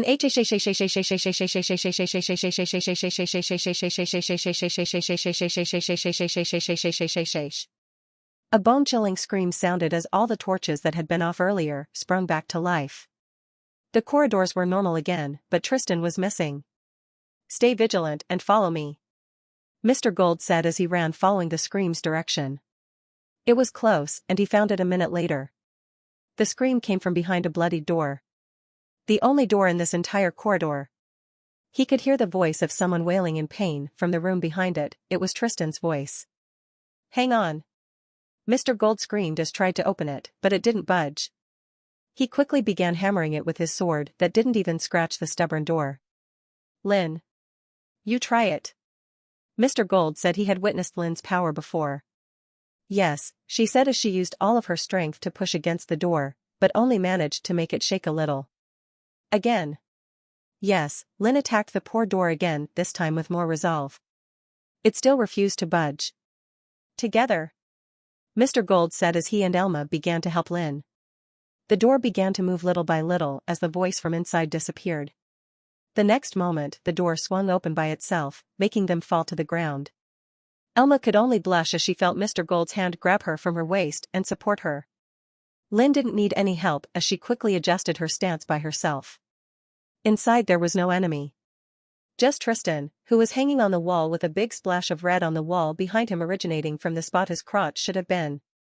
His blood was still dripping from the hole that was dug there and pooling on the ground. Tristan! Mr. Gold yelled as he carefully inspected the room. It was empty. There was no trace of the assailant. Tristan! Mr. Gold yelled again without approaching Tristan, who was already dead. What kind of monster would do this? Elma shivered as she stepped back and carefully looked around as she held her mouth with her left hand. She was about to puke. The nutcracker. Lynn whispered as she hid her smile, acting as if she was feeling nausea too. Victor definitely did this because Tristan was looking at her improperly, and this made her strangely pleased. It meant that Victor really considered her his own. Despite the fact that Joseph was one of the richest guys in town, he had never seen a treasure like this before. It was a perfect fist-sized golden egg without any imperfections or traces of machining. He completely ignored the baffled look of his stupid daughter and her friends as run to grab it from the hands of the little girl who was showing it around. Where did you get this from? He asked the shy girl who shrank back in fear. She didn't answer, but his spoiled daughter did. Daddy. Lara was showing us this egg, saying that it was pure gold. She is obviously lying, his daughter said. Joseph said nothing as he inspected the egg. It was as if a true egg turned to gold.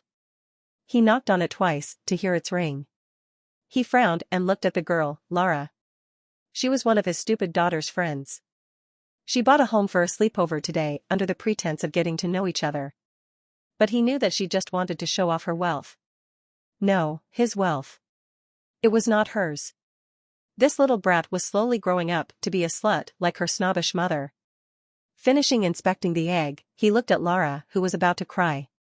He realized that he acted a bit rashly earlier and that he might have scared the little girl. He could only sigh and kneel beside her. Sorry, I was a little emotional, he said. Where did you get this child? Joseph asked softly. He had just finished inspecting the egg and it was really pure flawless gold. It was definitely the work of a master artisan. As a master antique dealer, he could tell. My esteemed brother gave it to me, Lara said shyly after gathering up her courage, making Joseph sigh and ponder why couldn't he have a cute daughter like this. His wife only gave birth to 3 goblins. Of course, he was totally oblivious to the smaller girl standing behind observing him with an active mobile phone in her pocket.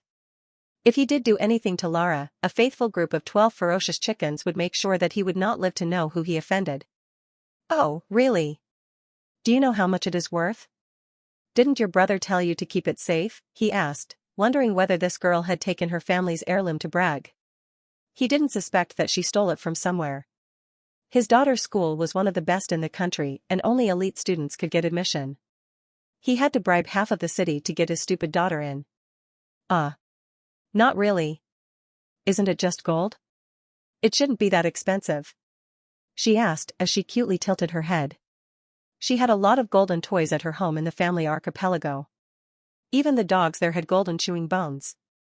My brother just said that he didn't like it because it didn't vibrate and that I should take it and play with it, she added, defending herself.